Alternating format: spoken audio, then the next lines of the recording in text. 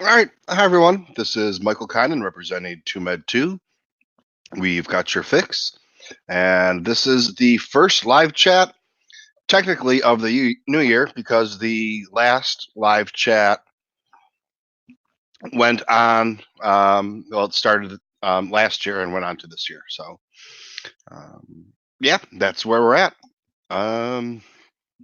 We have a lot of exciting news that could be exciting or might just really be some filler or fluffer, however you want to put it. So, yeah. Oh. Hi, everybody. I'm Delilah. I'm the cutest puppy in the world. Join Patreon so my daddy can buy a new camera. Oh, thank you, baby. Yeah, so we had somebody tried to hop on here, but it didn't work. I don't know what happened. Um, but yeah, so anyways, I'll just start off with so if you guys remember my problem I was having, I'm trying to get this so I don't have a glare on my glasses. Maybe if I sit back a little more. I had a problem with my IG-11 that I ordered, and they sent me a new one, but that one came in crushed also.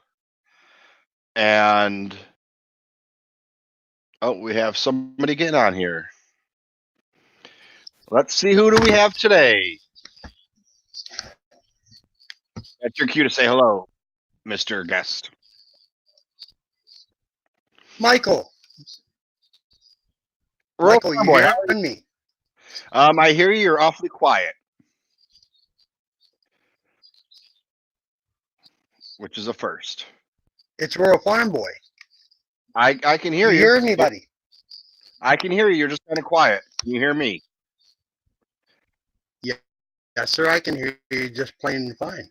Okay. I had a problem when I went to go turn on my headset. No. There was a lot of static, and I was like, "Oh shit, they're broken." And then I just unplugged it and replugged it, and they started working. So, yeah, you're just a little bit quiet on There we your go. end. Your volume wise, but I can hear you loud and clear. Not loud, but I can hear you clear. But all right, it's good to have Royal Let Farm me Boy pick join that us up from the some. beginning. You know, as it happens, we all have our own real lives, and All right. he's been a little busy. He hasn't been able to How's join that us sound now? as much for our chats. You're still kind of quiet. Sound better now? Maybe it's just me. I don't. Hang on. Well, hang on. Let me. Maybe it was just me. I don't know. We have a couple people.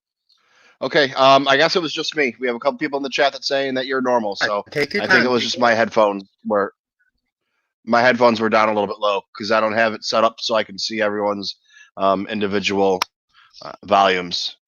That's but all right. So we have Rural Farm Boy joining with us, and we have somebody else joining us. That it's Yeah. Ooh. We Who might have this be? someone you know and adore, the one and the only. Do I know him? Yes. Well, the blast door on my end's kind of busted trying to get the blast door fixed. So we'll see what happens here. Yeah, I know who that is right there. So We was I talking started. a while ago. Well, I just started before you guys joined in. If you remember, Best Buy customer service is shit, and they sent me an IG-11 that was crushed. So they sent me another one, and that one was crushed. And then so the whole thing was, I have a Best Buy by me, but I have to hop on the train. It's going to cost me $6 to get back and forth. And I was like, why should I pay you guys? Why should I pay $6 for something that's your fault? And then they were like, well, just mail it at the UPS store. And I went to the UPS store today with the stuff they gave me or sent me, and I said, this isn't going to work. This is for if I was to return it to Best Buy, this is going to work. So I took it to the UPS store. It's right around the block from my house. We're like, no, we need an actual slip. We need whatever bullshit. And I was like, okay, that's what I told them. And they're like, you're trying to return 2 things. There's only 1 slip here. I was like, they told me that's all I needed. So they're actually sending someone to my house to pick that. Best Buy is sending someone to my house to pick them up, like as if I was to get a computer or TV delivered that was broken, because of all the trouble that I had to go through for it. So we'll see when that's supposed to be, because I explained to the person, well, when are you going to come? Because you either need to come, between, this time and this time, because I'm working mornings or mid shift, or, I'm going in at 10:30 instead of 10 or 10:30 instead of 4. So, we'll see what happens, but at least, hopefully we can get things resolved eventually. It's just, I don't want to like sit here and bitch and complain, but it's just like sometimes it's just so hard with these companies, and it's like, you're good. I just wouldn't spend. You're I right. just wouldn't spend $3,000. I just wouldn't spend $3,000 on a computer. I know it's only a $12 fucking toy, but don't break my balls over this shit, please. Right. But, yeah. But all right. Well, I think I got the blast door. I think I got the blast door over here on my end figured out. Okay. Give me 1 second. Okay. Well, we got somebody else. Oh. Hey, it's Dwarf Wonderboy. I'm here to rescue you. You're a little short for a farm boy. Obi-Wan Kenobi sent me. How'd you like that? Yeah. All right, we got somebody else That was joining us pretty now. funny. We got somebody else joining us now too. Who could it be? Somebody Someone that else. was here. We got a return guest, Who's me? and we have Andy, who is from the Hall of Chronicles, or as he says, he's at. Buddy! Did somebody Yeah. just say toys? Did I hear a toys reference? I toy said toys right probably earlier when I was talking about my IG-11 fiasco that's been going on for 2 or 3 weeks now with Best Buy. But hopefully it will all be resolved someday, and I'll be able to obtain my droid properly. Nice. But How you guys doing? We're doing great. How are you doing, Andy? Pretty good. Now remind me, Michael, where are you at right now? I'm in New York City. Okay. And So I'm not used to stating the time zone where I'm in, because the majority of the people are either in this time zone or know that. So I have to apologize for that. But it also comes to, people from, we had John on here from My Life Debt, and I never told him Eastern time zone either. So that was one of the communications we had to have back and forth. He knew it was US, but he wasn't sure exactly where. So that was one of the communications. I usually try and put it on there, but I was in a big hurry today. I wasn't feeling well. I went to the doctor. I came home and took a nap for a couple hours, and everything I was planning on taking care of and doing kind of got rushed into, instead of being a nice leisurely couple hours, to a quick hour while I was watching Rebel Scum podcast. am I one of the only West Coasters you have on here, or what? Charlie Skywalker, he's from New Mexico, so similar. But right now it's myself and Rural Farm Boy are from the East Coast, and you two are from the Western Coast. I didn't see what Charlie had on there. Yep. Charlie, show that again. TIE Advanced X1. I learned how to do this. I learned how to do this the other day.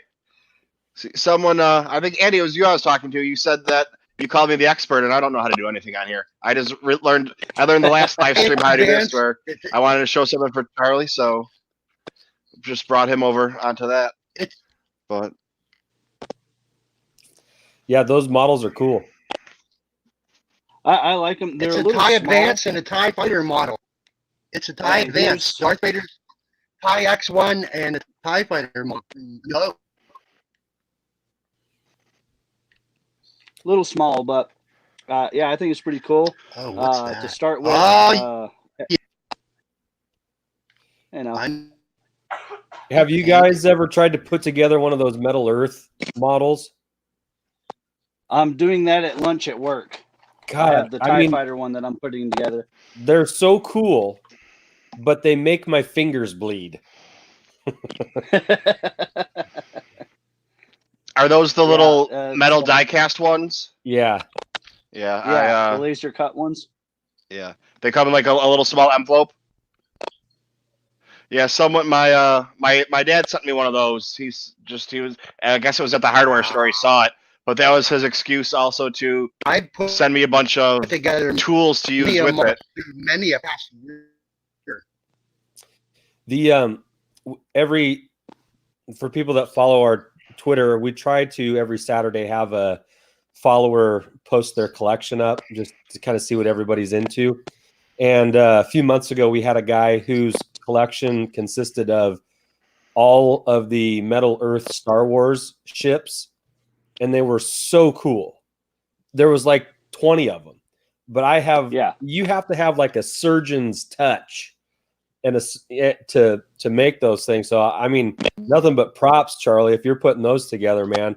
I've tried on 2 different occasions, and I'm out. They're too.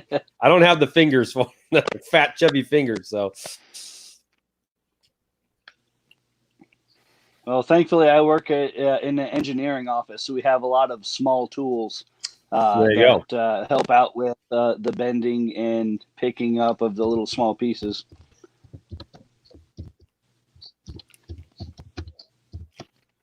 So how is everybody's Star Wars week? good. It's good. It's been productive. I got a couple of good things for So many the end Star of Wars podcasts. end of today. I got some good stuff to pop open. I got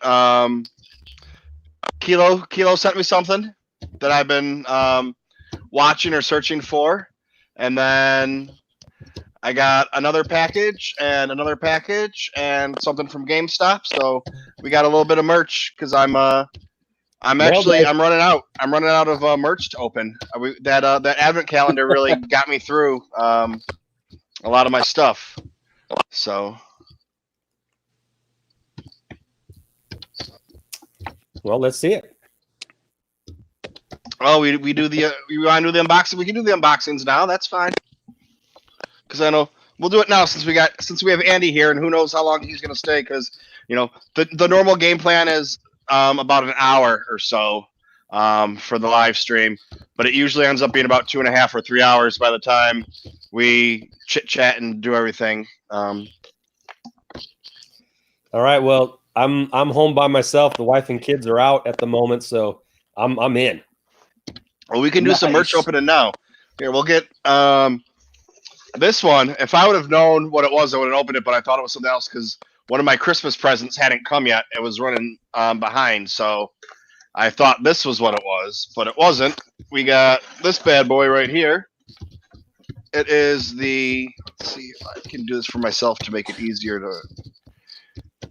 It is the Star Wars Rise of Skywalker official collector's edition movie book. Nice. So I haven't even taken. This is the first I've taken it out of the box. It just starts with Rey, and well, there's Finn. I'm skipping some pages as we go.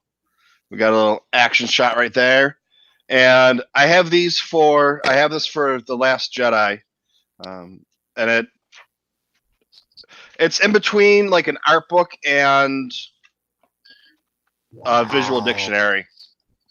Zori Bliss on there. It gives you, that's where it'd be like the art along the lines of an art of book, but it also does the visual dictionary because it gives you things like this. Oh, nice. So, Someday, as Star Wars slows down, and why are you throwing everything off the couch? Oh, Michael, does it explain what Finn was trying to tell Rey in the movie?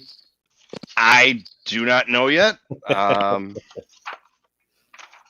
When we go on later on and we get some more people chatting, I'll take a look and I'll look into that or see if it gives any insight on that. I still haven't gone through the visual dictionary all the way.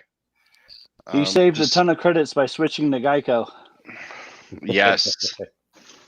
Oh my God, my puppy is throwing everything off of the couch. I don't know why. I think that's left up to interpretation. All right, well, here, we'll do... I'll wait till Kilo comes on before I open up what I got from him. But, so, a while back... Oh, I got some more stuff over there that was hidden that I forgot about. All right, we got a couple more weeks of stuff to go.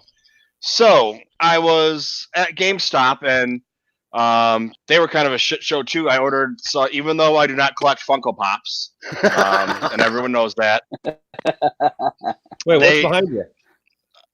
Oh, those are some Star Wars Funko Pops. Also, I don't collect on Funko your Pops. T-shirt under your shirt there. Oh, so this is for James. I told James, he didn't catch it in his chat, that I was going to slip into something more comfortable for him. What in Tauntaun Nation? Nice. That's more hidden stuff. So we have. So I just ordered some Funko Pops from them, and I had to get.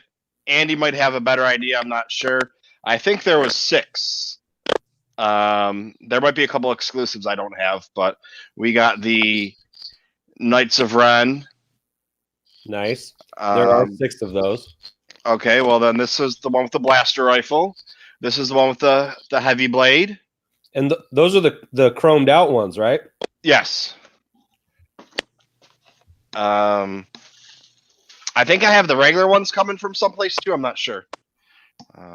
This is the one with the Sith. And we have the long axe. Some axes are longer than others. Well, that's just the way they're made sometimes. Size matters not. We got a war club. Where is it? Where'd you order those from? A GameStop. Okay. And here's the arm cannon. That's well. So I got these. So that's the one Funko Pops you don't. I don't collect Funko Pops. I collect Star Wars things. And it just happens to be that Funko makes some Star Wars things. If I collected Funko Pops, I would have all sorts of Funko Pops. I just have Star Wars ones and a few other ones. I really do only have just a couple other ones besides Star Wars. But then, so I ordered these ones, and I actually went down when I ordered them. I went through the list the guy went through the list. He said, well, okay, we have these ones. And I said, okay, give me all of them.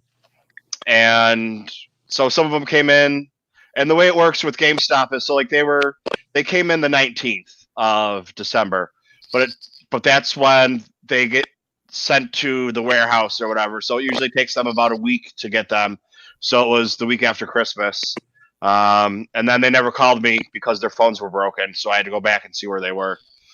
But the one thing about GameStop is, like Amazon, they all work out being about the same price because GameStop usually has you buy 3, you get a 4th one for free. So I got this one for free. Nice. It's the regular Kylo Ren, Supreme Leader, and a Purge Trooper. Nice. But I still have all my Funko Pops from Force Friday in the case that I haven't even opened up the case for yet.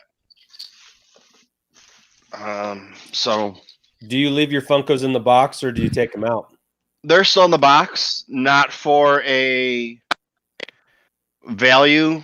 I don't think they're going to go raise in value, especially with, if it was 10 years ago or whatever it was when Funkos came out, or 2012 when they started doing them, that would be a different story. But now that everything I have, all my Black Series and all of my Funkos are still in the box. Cruiser class collection. Well, it's just easier to store them that way.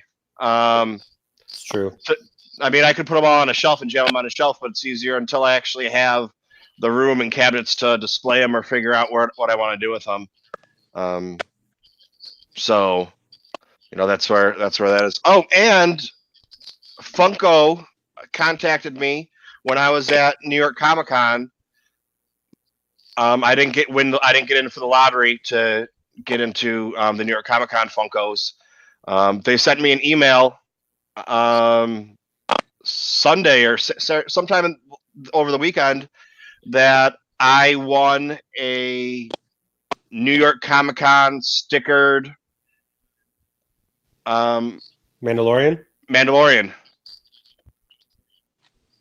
which was kind of a surprise because Comic Con was 2 months ago, so it says it takes 2 weeks for them to reply that they got my email, then 4 to 6 weeks after that. So March or April I'll get a surprise that I forgot about. Hopefully, if it comes true, if it's not some kind of scam or whatever. But no, you can just forward it right on to me. That's fine. That's all right. We'll see. So I don't have it back there, but I do have the Mandalorian. That might be in the case that I have. There's a lot of cool Mandalorian pops coming out in the next month or two. There are, and I'm trying to figure out if I want to go to Best Buy and just order them from there and just get it all done in one shot, or order them off of Amazon. It all ends up being the same. Best Buy, you got to put down a $5 deposit on them. Amazon, you don't pay until they're shipped, so it ends up being much the same thing, and then you pay for the rest of it at GameStop when you pick them up. I think Amazon has an exclusive. They have the Covert one. That's the one that's in the green, or do they have another? I think there's 2 exclusives that are coming out. The one, they're both Mandalorian. One's blue, one's green. The one has 2 stripes on the knee pads or kneecaps or whatever, and the other one has a green helmet. As far as I could tell, because I was trying to get it so I can just order from one, so I don't order doubles. Because I have a bag back here of doubles that I've ordered, or when I get an exclusive someplace and you're only allowed to get 2 of them, I grab 2. That way, if somebody needs one, or to do a little contest that I'm doing, like when I'm trying to raise my subscribers so I can get up to the 1,000, so I can do as everybody or most people know, do my live stream from Celebration. It's easier to get people to join up if you give them a pop, and when the pop's something that's hard to find, or a Target exclusive that you might have to wait 6 months till it's easily available or whatever. Like this guy, I don't know where this guy came from. It could have been a Walmart exclusive, but I think I was only allowed to order 2 of them, so I got 2 of them, and the other one, I have the one on my shelf, and the other one's just kind of sitting here in the box. But that's the other thing too. So I got an email from Target today that they're shipping me my lost package. Oh, cool. I don't know what lost package they're talking about, but what was in your lost package? Well, the only thing I can tell by the dollar amount is it is going to be another mystery box from them. So that's gonna be probably. I'm doing the. So I already recorded my video for my road to 750. But I had my settings mixed up, so I had an echo, so I didn't do that one. But I got that, so so I'm gonna have to redo that later, because I basically, after Christmas, I haven't really done anything with the channel or streaming, or I've had a bunch of ideas and things I was planning on doing, but nothing really came to fruition. you know, my girlfriend's not working as much. She was able to hire a manager underneath her. So she's putting less hours. So it's more time for me to spend with her, less time for me to spend on Star Wars. So it's, you know, it's a bad trade-off to have. Attaboy. Spend some time with your girl. So, oh, hello, Mr. Jello. Thanks for joining the chat. All right, one of the things I wanted to talk about today, we have some information coming out. We have the new movie schedule announced, 2022, 24, and 26. And Charlie, you drinking some wine out of that glass? Out of that mason jar? No, it's just some soda. Oh, okay. So we have them coming out 3 years from now, and then, you know, the 2 years following each one, and it's set 400 years before the Star Wars saga. What is everyone's view or everyone's? I guess I know Earl Farmboy doesn't like to speculate, but you know, what ideas do you have of this coming out 400 years before, and what are they going to do? Because I mean, of course, there's some wiggle room with it, but the Sith are thought to be dead or non-existent. So what kind of stories are we going to get out of that? And there's also the rumor that this is supposed to tie into Project Luminous. If it does tie into Project Luminous, we're going to be getting video games and books and comics and whatever other material before the movie comes out to catch us up to speed, so we're not going in blind on it. I would guess, or well versed, so that us, you know, crazy Star Wars fans know exactly what's going on, and we can explain it to the casuals. So I guess we can go. We'll just go clockwise from the top, starting with Rural Farm Boy. What are your thoughts on everything I just start out with? Go clockwise to start with you, or whoever wants to start. Right. Whoever wants to start.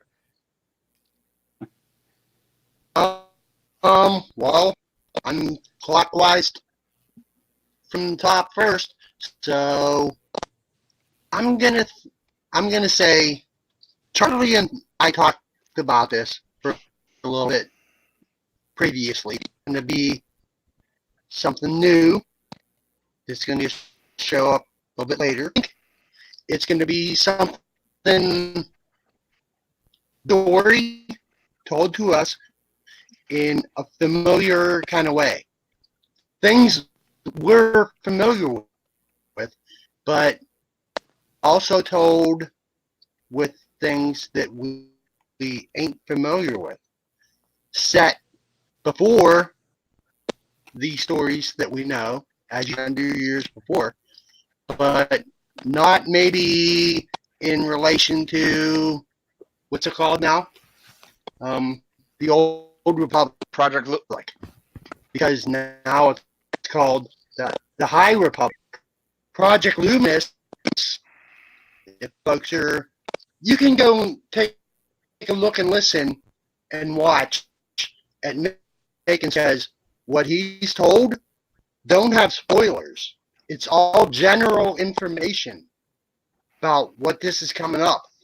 And Project Luminous ties into, as he says, what this next story, as folks say, film, is going to be.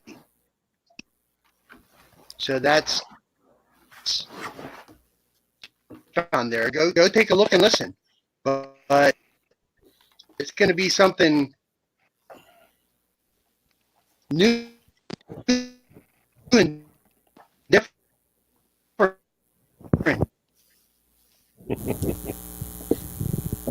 As every next passer starts story all then. But this is going to be something really new and different that we ain't. That's my take. All right, Charlie, you're up. All right. Well, as you said, it's called the High Republic, which is Charlie gonna Skywalker's clockwise to me. He's underway. You're up. all right. Can you hear me now? Yeah, Anthony, are you going off of YouTube or are you going off of StreamYard? Me? No, Anthony, Rural Farm Boy. Yep. Here you be. Are you watching StreamYard or are you watching YouTube? Because YouTube's screwing up for me. Okay. It's StreamYard. Okay. All right. Yep. All right. I was just wondering. All right. Sorry to interrupt. All right, Charlie, go ahead. All right. So yeah, they're calling it the Charlie, you're good. High. He's going. They're calling it the High Republic. So this is after the old Republic times. The rule of two of the Sith has already begun, so they're kind of in hiding. I think that it's that war is over now. They're starting to prosper, and then it's going to follow a similar feel to the prequel trilogies, where you'll be introduced to a lot of new characters. And then at the end, you're going to get this hint of, this ominous evil that's lurking overhead. And then that will set the stage for the second movie that will come in. I don't know. It's as far as big names, I don't think we're going to see a lot of names that we're going to be totally familiar with. Unless they go back and pull in some more of the EU guys, which they've already kind of started doing a little bit. Here and there, they're picking bits and pieces of the extended universe and bringing them into canon, so they could follow that same motif, bring in bits and pieces of the extended universe of that time, and then just build movies around that. I think that's probably going to be their play for this one. So But you guys, in a new kind of way.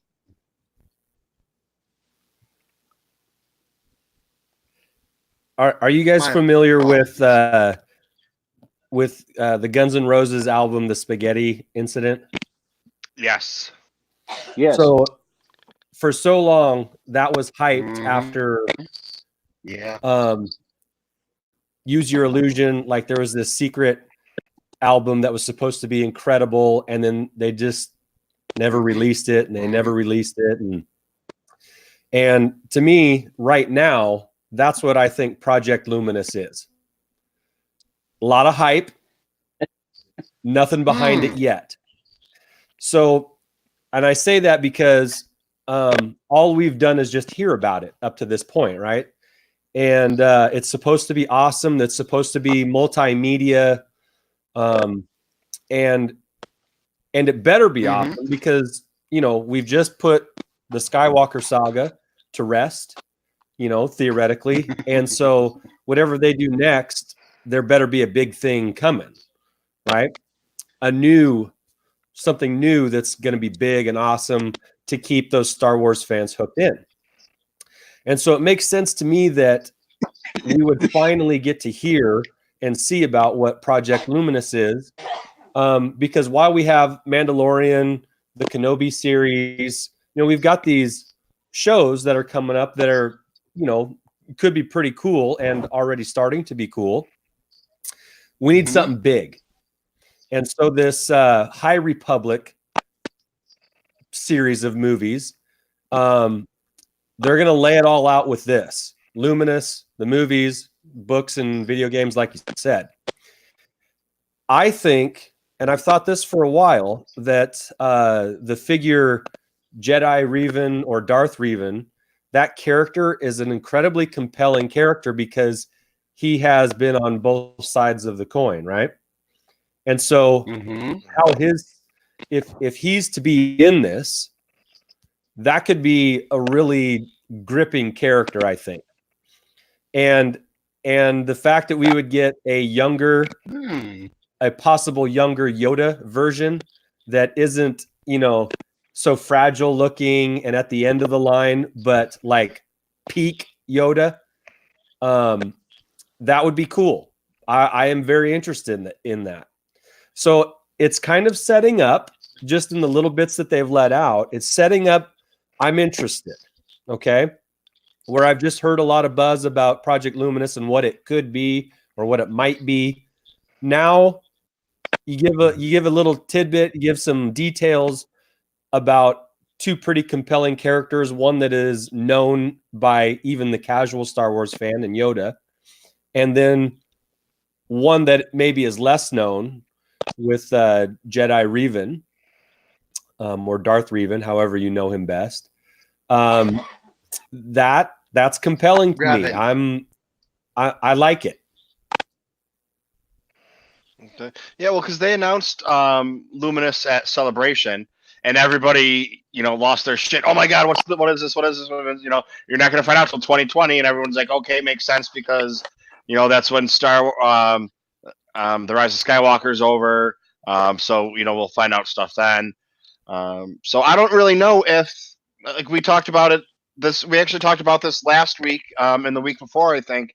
About Luminous and what everyone thought it was going to be, and because we kept getting these bits and pieces, and when they first announced it at Celebration, it was all just authors that they were that they had announced, and everyone was excited about that. And then, like we were even talking, was it in the last week or two, is it going to be a series of stories? Are they going to be novels? Are they going to be short stories? Is it going to be something along the lines? No one is really in the fandom is really sure what it's going to be. Is it and a lot of people at Celebration were thinking it was going to be from a certain point of view of The Empire Strikes Back, like the 40th anniversary had that book.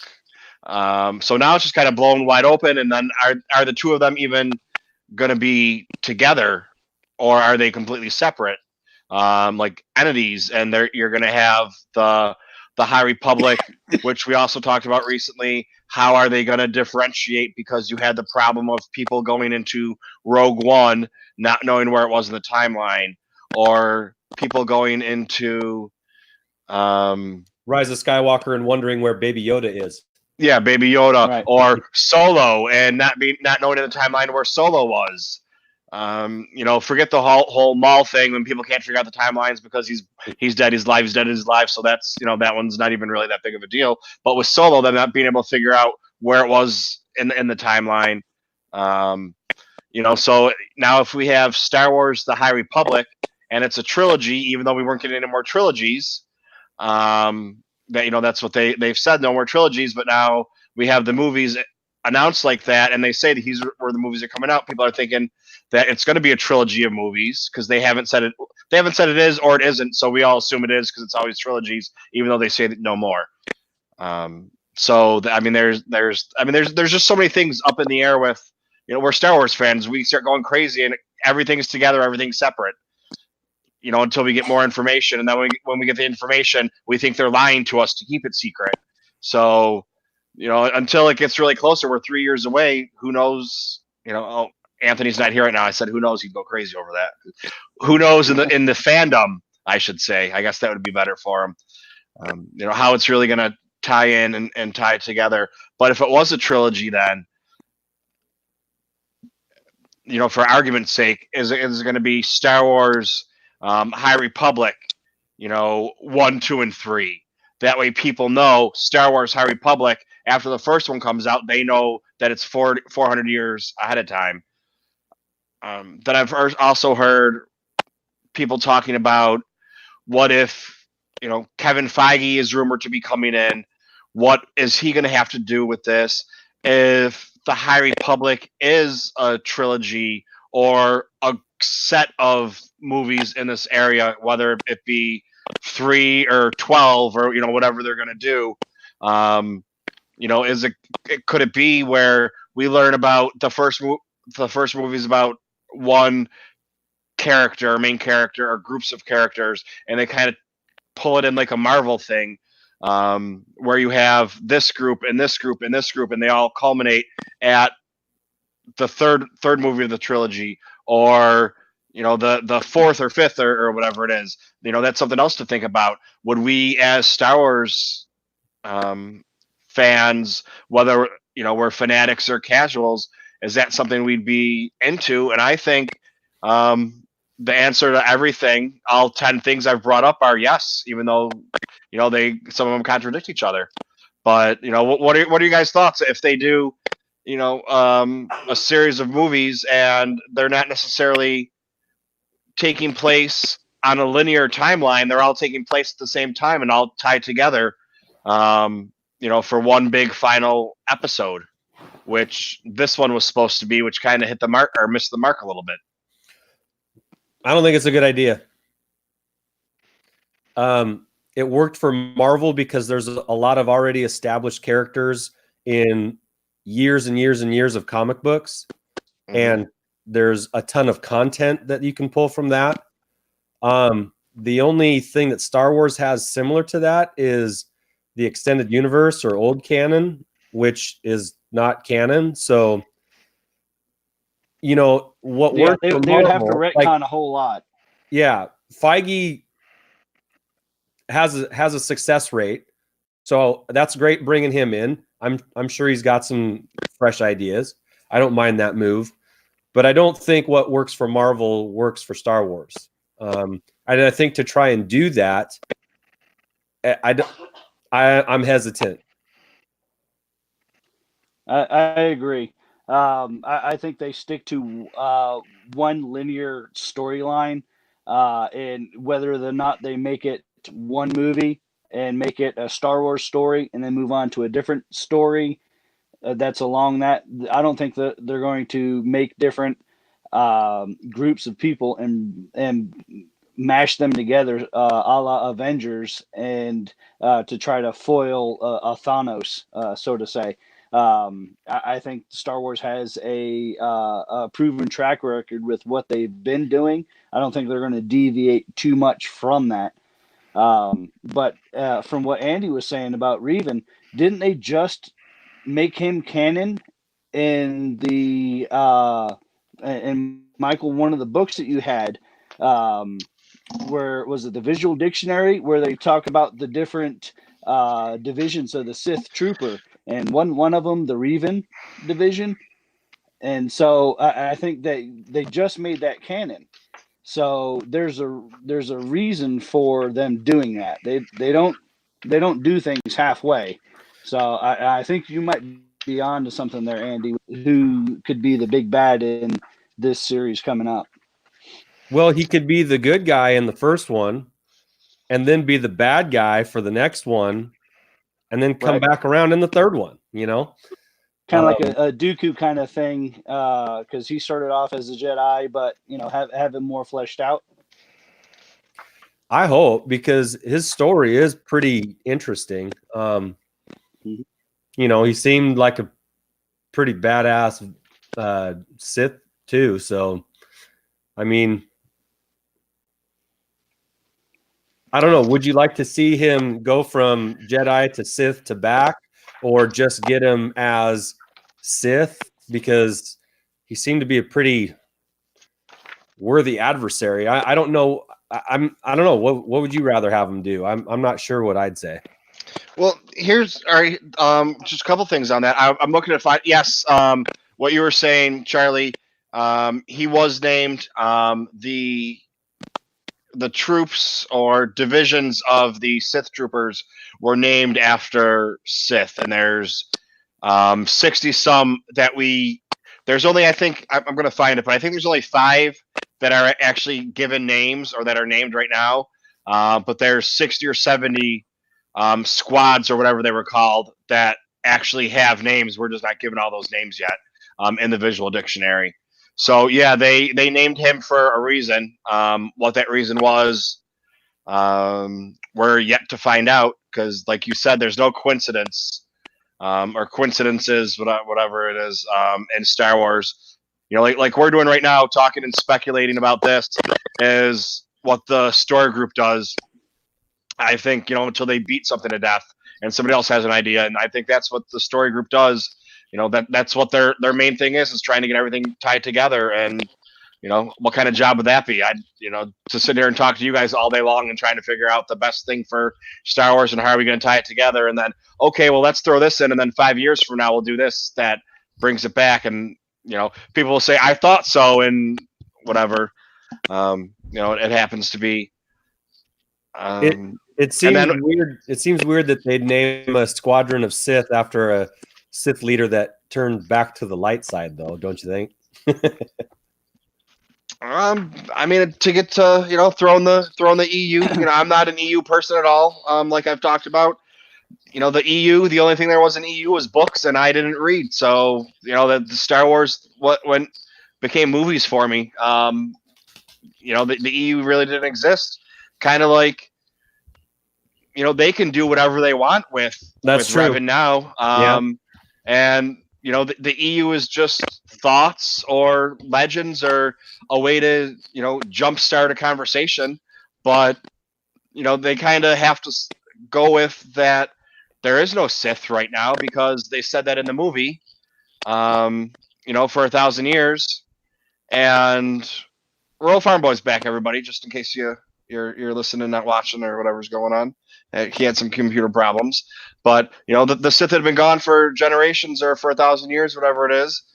So, do they make Revan? Do they tell if it's going to happen 400 years before? Are they going to retcon that 1,000-year sentence or that one little sentence, which would be kind of hard because that's the whole point of the Phantom Menace. They've been gone for so long that everyone missed them. And then, where do these people take place? And then the timeline that the EU has established really doesn't have to be followed at all, and they can just use that as their ideas from comic books that like the even if they don't go the way of Marvel. But that's where they have their ideas from. Just so as long as they you're saying from a certain point of view. yeah, pretty much. It's like I just said. Until it gets closer, it's all just we're all just grasping at straws on what everything's going to be and what it is, which is just as long as people don't have their heart set on something, it's okay to speculate and talk about this because. And 2 weeks from now, the four of us could be here talking, and everything we just said right now could be completely wrong. And we find out with a press release or something like that. So, but that's the fun part about this. Just don't go into so Star Anthony, Wars stories. Don't go into Star Wars stories with your wants or expectations, because it's not the storyteller that lets you down.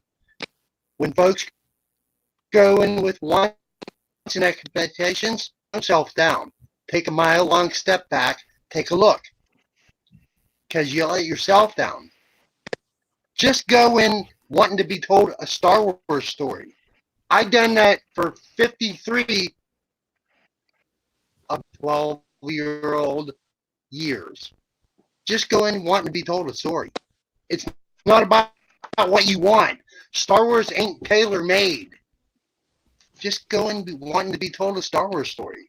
And the folks you see says that's not what Luke would do. Luke's not for what you want. He's not yours. Nor is Leia, nor is Rey. Just go and be wanting to tell a Star Wars story. Have fun with it. It's not ours, though we love it so much. Just have fun with that for what it is. This is our mythology. Have fun with it. Somebody wants a story. You want to be told a story, I'll do. And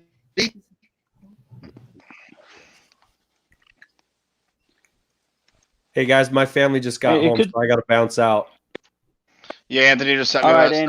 Andy just sent me a message, so he's taking off. But that's what's perfect. That's what's perfect about this. Anybody that wants to stop in can stop in for 5 minutes, and this is what I got to say, or whether they agree with us or disagree with what we're talking about, stop in and say this is what I think, and I'll talk to you guys next week. So Yeah, that's why that's, I'll try and jump in the live comments here, check in. But thanks for having me on. It was good chatting with you guys, and you guys have a good week. All right. Andy, you too. Thank you very much. May the force be with May you. the And force be- every Monday, you know where to find us. All right. Thanks, guys. All right. Thank you. May the force be with you, Andy. So Yeah, it's something that could know, be right now it's interesting just to see, and that could possibly interconnect this movie that's coming out with the ones that have already been made. And I just had a thought in my head was, say it is Reven and he's good in this movie, but at the end of the movie he falls, turns to the dark side, and his Padawan is Yoda.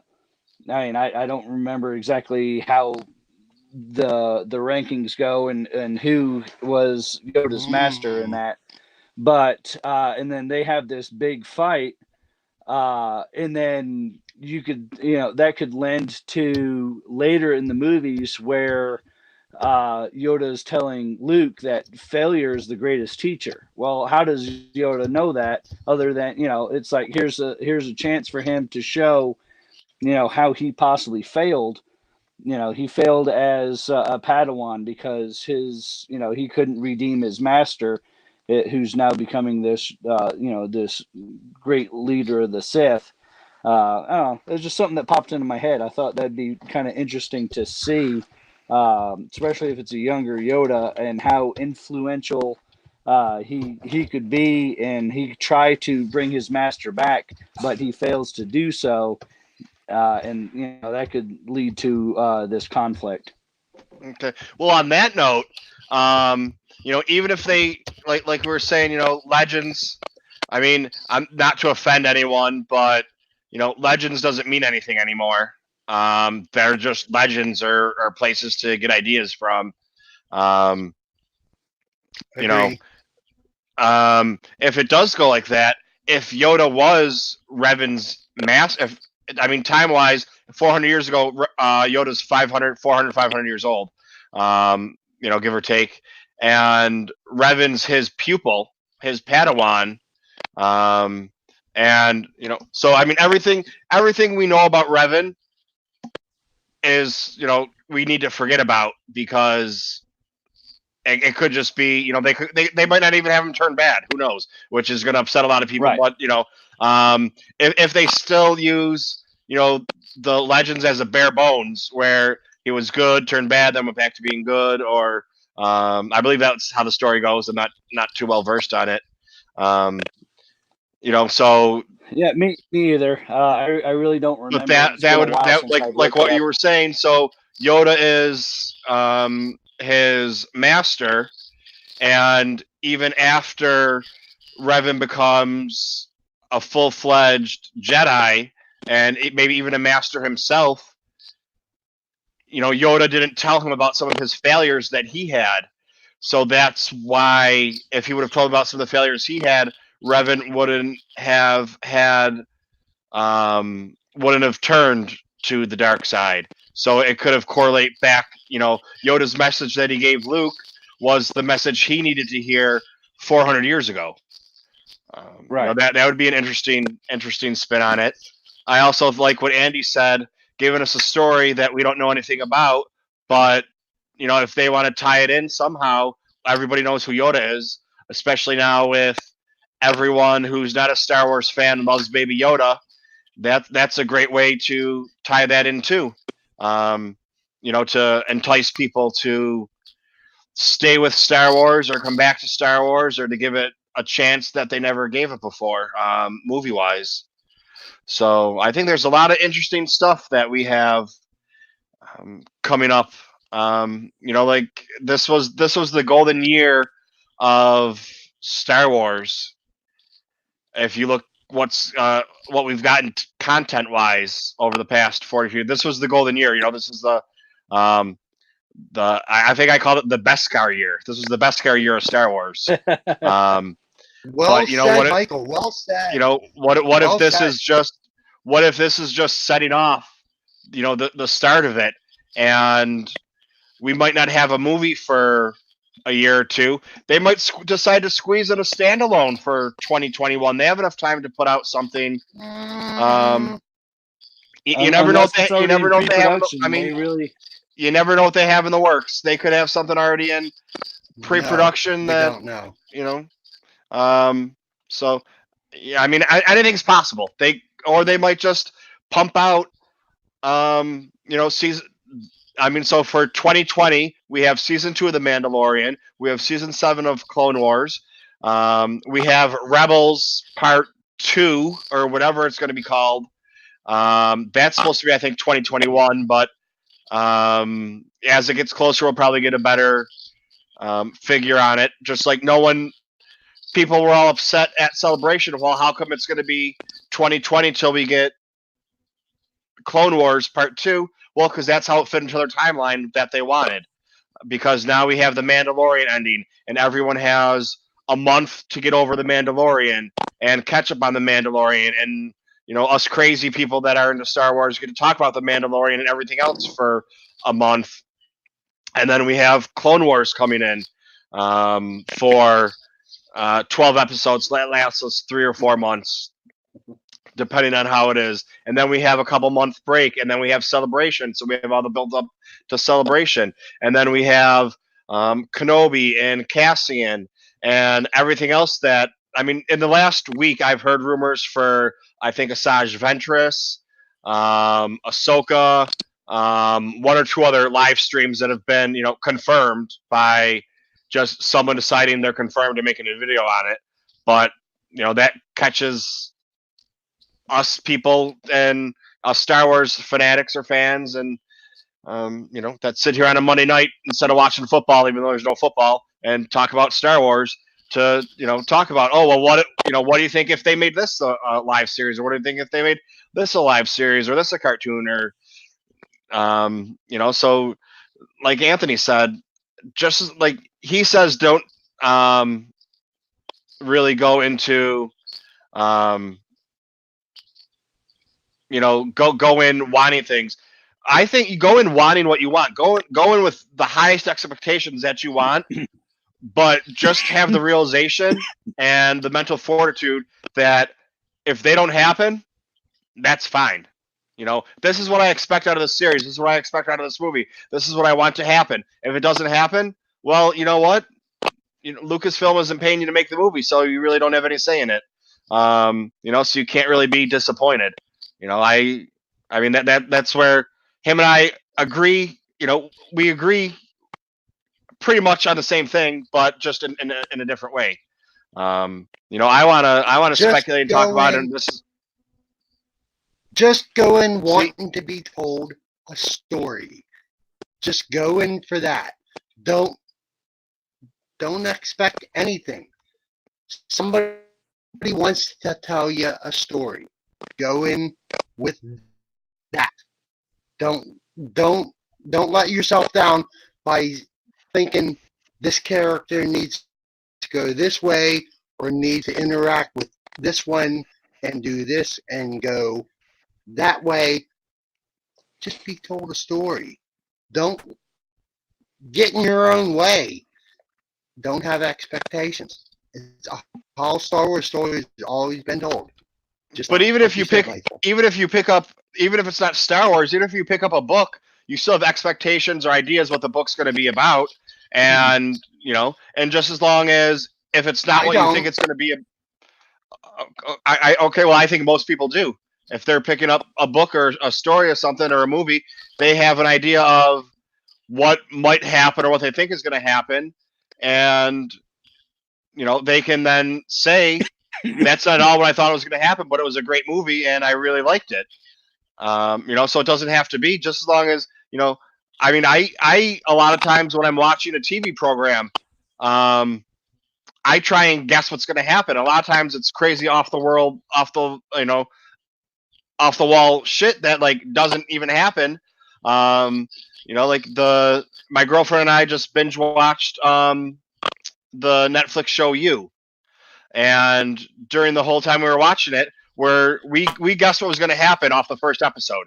And there are people that were saying they couldn't believe how crazy it was the last episode and what happened in it. And we're like, haven't you guys ever watched, CSI or SVU or like any of these crime shows that the whole point of the show is in the last 10 minutes they give you the big twist or whatever.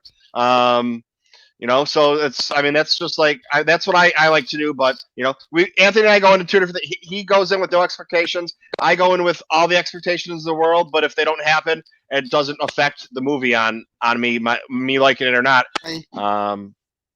But yeah, I have none. How come squads? Howdy, buddy. Hey, fellas, what's going on?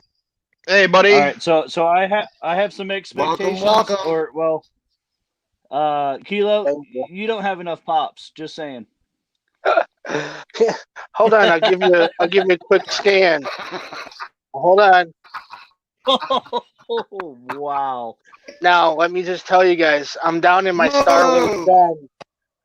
That is all Star Wars. I'm in my Star Wars room in my basement right now.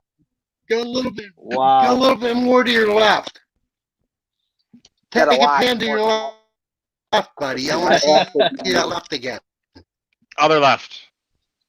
Oh. That left. No, that I can take my That's phone right. off this thing, and I'll give you guys a quick tour if you guys want one. Sure. that's right. I want to see left. There you Give me some Oh, time. Doesn't Holy- collect pops. go. Kilo Wow. says, but I Hold do. on. Let me see if I can flip this around. Did you guys hear Charlie? He said Michael says that's a- I don't collect pops, Squad giving and Kilo says, Luke Cruiser but run I do. for his money. I'm missing a couple. I'm only missing a couple of the Hot Wheels. Look, holy. There's that big old Millennium Falcon one. And then this Yeah, is just buddy. a Yeah. shelf of like all the chrome ones, glow in the darks, the gold ones. All right, I'll pan back over here. And then I have a homemade Death Star right there that's actually like one of those punchy balls. Yeah, we see it. Yeah, we see I it. just got to get that rehung Wow. back up. Above here, I have every Lego Star Wars character figure all assembled already. Oh, And then, right, I have over yo, 300. look at that. I have over 300. Here, I'll go slow for these for you guys. I have over 300 Funko Pops of Star Wars. I have just about all of them except for like 10. And I don't have those 10 because I can't afford to. I'd probably get divorced if I were to acquire those. I have 3 Force Effects lightsabers. I have Vader, Jedi Luke, and the Anakin / Luke.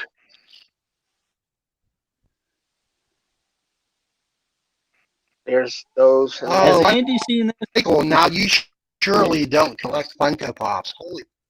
No, I don't. And then some of the room is still under construction because we did have some weather issues. So, I got like a slight mess here, but I do have some 10-inch ones.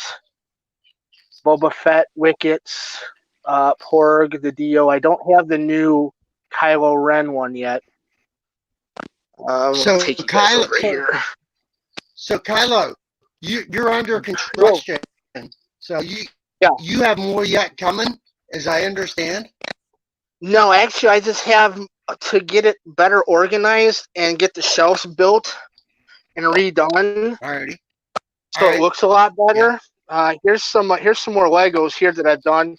I'm sorry if it's flipping on you guys. Here's the Lego Millennium Falcon. Oh, I forgot I could do that. You guys should have Whoa. reminded me. What's wrong with you? Oh, cool! Now everyone can see everything. That's cool. There's Kylo Ren's command ship. The First Order TIE Yeah, Fighter buddy. boat.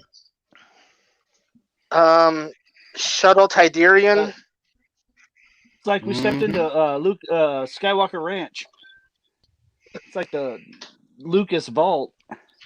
Luke, Wow. Darth Vader's castle built. Now this BB-8, he's cool. He moves. His motion, I can get him to move.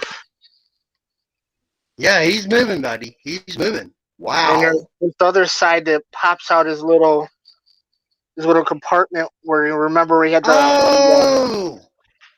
Holy force! and then there's a porg. Now the porg, I forget what he does. Oh, he flaps his wings and opens his mouth. Turbis. There's just some miscellaneous Then ones that after I've me, got to get put. And you got that's Anakin's fighter, and you have a the Naboo N1 fighter. Naboo Starfighter, yeah. Yep. And then here's a couple more of these bigger ones like the 2-packs and the speeder Look bike. at all that. One of my favorite ones is this one right here, the one with the Rancor Luke and I can't think the slave Ola or Ula, I believe her name is. You Yep. see in there, that's one of my favorite ones. And then they I go down. can see it. Yeah. And then I Oh, got a wow. bunch of. Then I have a bunch of these damn stuffed animal things, like plush figures with my. These are Force Awakens 3D glasses I got. Yeah, I've they're seen it mini enough plushes. times. Yeah, I've seen those movies enough in 3D to acquire the movie glasses for them. Yeah, my girl's got me some mini plushes. I know. Then I those have are. some of these figures are out of box. Some of the 1990s. I got to get a better light over here. That's another thing. I'm working on lighting too. That was first run Power of the Force. Yes. I got you. And then here's some more Legos. That's like prequel Legos. It's got some of the battle droids. Let's see. Here's some Takadana and Jakku figures, or that's the Jakku set there, Lego set. Ooh, never seen them before. Here's the Takadana Lego set with the Maz's castle. Here is Cloud City, the carbonite chamber. Carbon freezing chamber. Gotcha. Yeah. And then here's an ATST. That's like the normal size. He's pretty difficult to put together. Here is Revenge of the Sith when he turns from Anakin. If I can get it to drop. And then he comes back up as Darth Vader. Oh, look at that! Oh, holy force! And then I got the Naboo fight that has Maul, Qui-Gon, and young Obi-Wan. And then here's a Hoth. There's the bat tank where Luke is in it after the Wampa attack. Oh, I've seen it. That's that one's some of those collectibles you have in there are worth. I mean, some of them are worth money, but there's some that I've looked into, and it's like you can still find them, but on the secondary market, it's like the Bacta tank was $20 when it came out, but now, especially the Legos, a lot of the Legos I've looked at, just for decorating, it's $200 for the Bacta tanker. I'm just making that one up, but it's like some of the Lego ones are crazy. The secondary prices on those. That's like another thing that I really liked that I only seen these were these military medals, like war medals. Like they're all Endor medals. There's like one with the Ewok on it.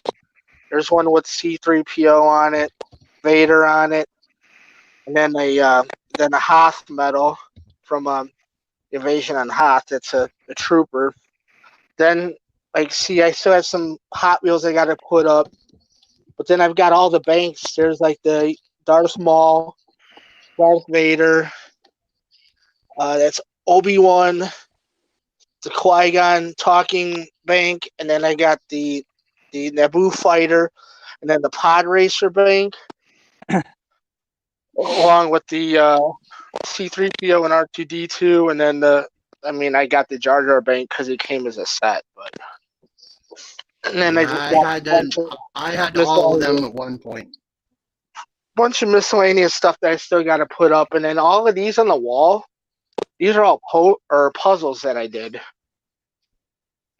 These are all Star Wars puzzles that I did, and I framed them up. So, I mean, my fandom card's been revoked. Wow. Wow.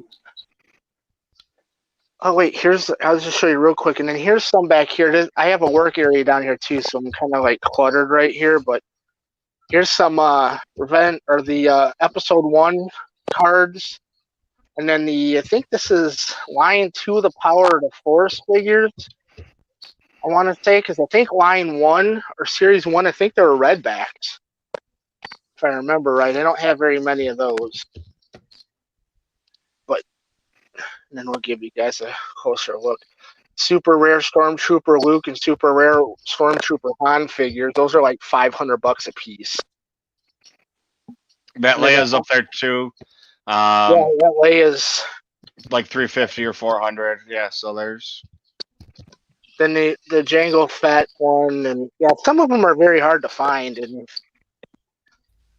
I enjoy hunting some of them down. Some of them I have to hit the second market shop to see if they're still there. But that was a small tour of. It's still a mess, but I'm trying to get it straightened out. Well, that brings up, that brings up something I was going to say, because I was thinking about keeping it's still going to be the TooMedToo channel, but making it the TooMedToo Star Wars channel, because I think a lot of people, even Star Wars fans, because I went with such a deep cut on naming it TooMedToo, that they have no idea that it's a Star Wars channel. So I'm thinking about redoing it.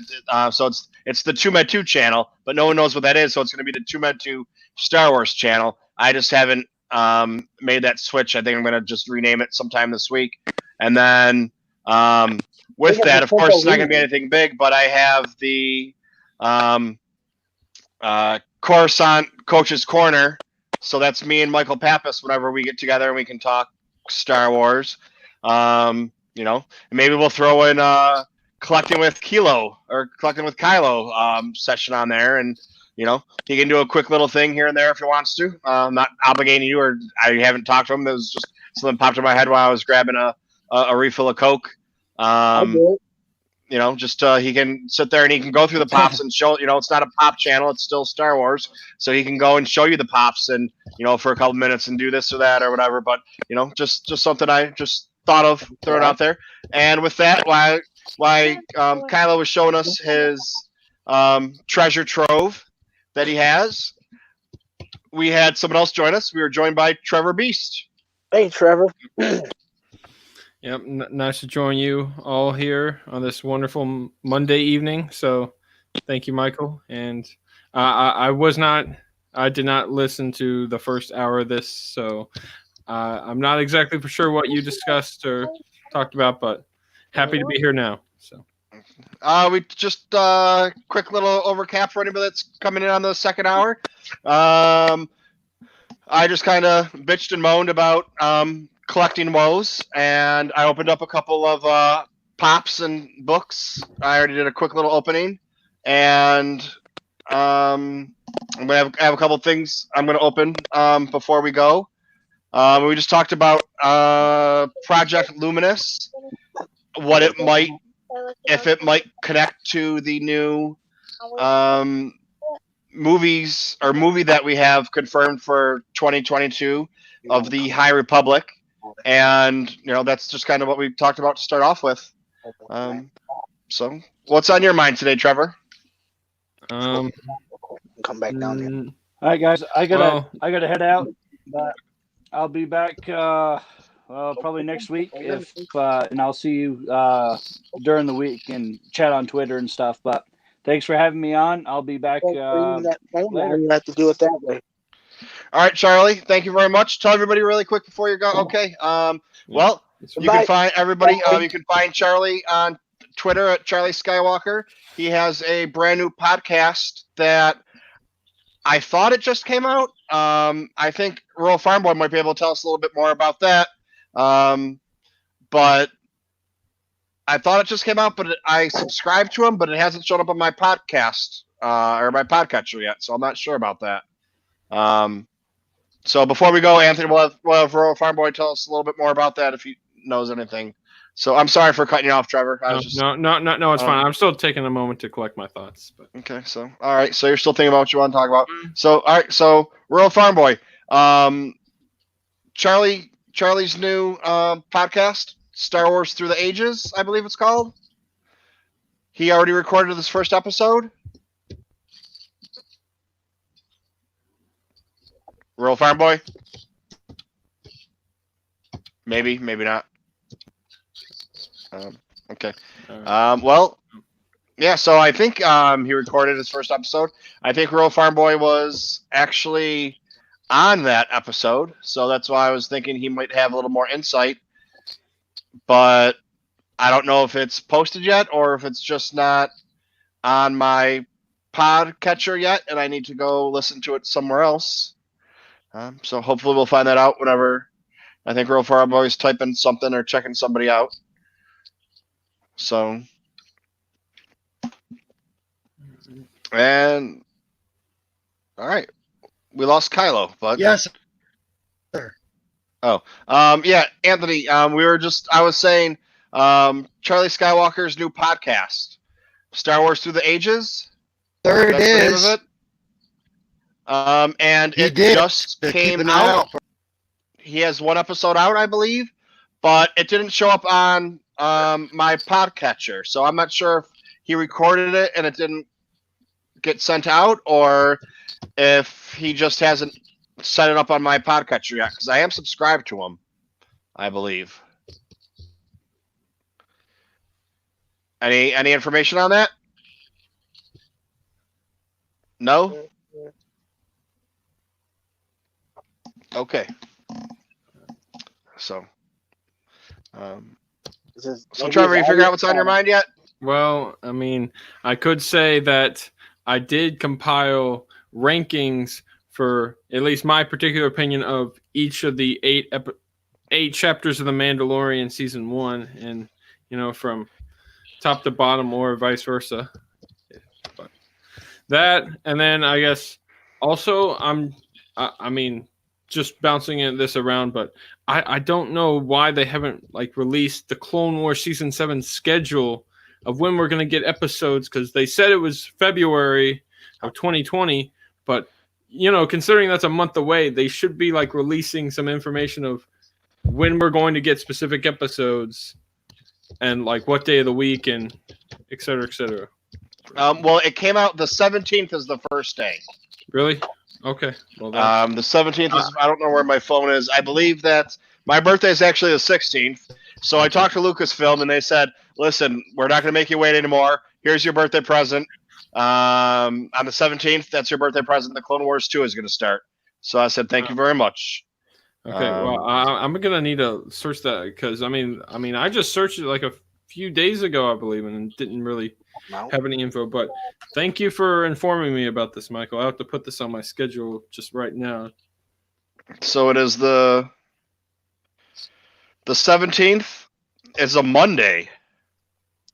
So they're going to be playing them on Mondays. So I don't know if that's going to be I still don't understand why Disney Plus doesn't just do a regular release time and it's just kind of like a free-for-all, or if they're going to keep doing that like they did on The Mandalorian. Okay. So the 17th is the first day, and I haven't heard, someone else might have, or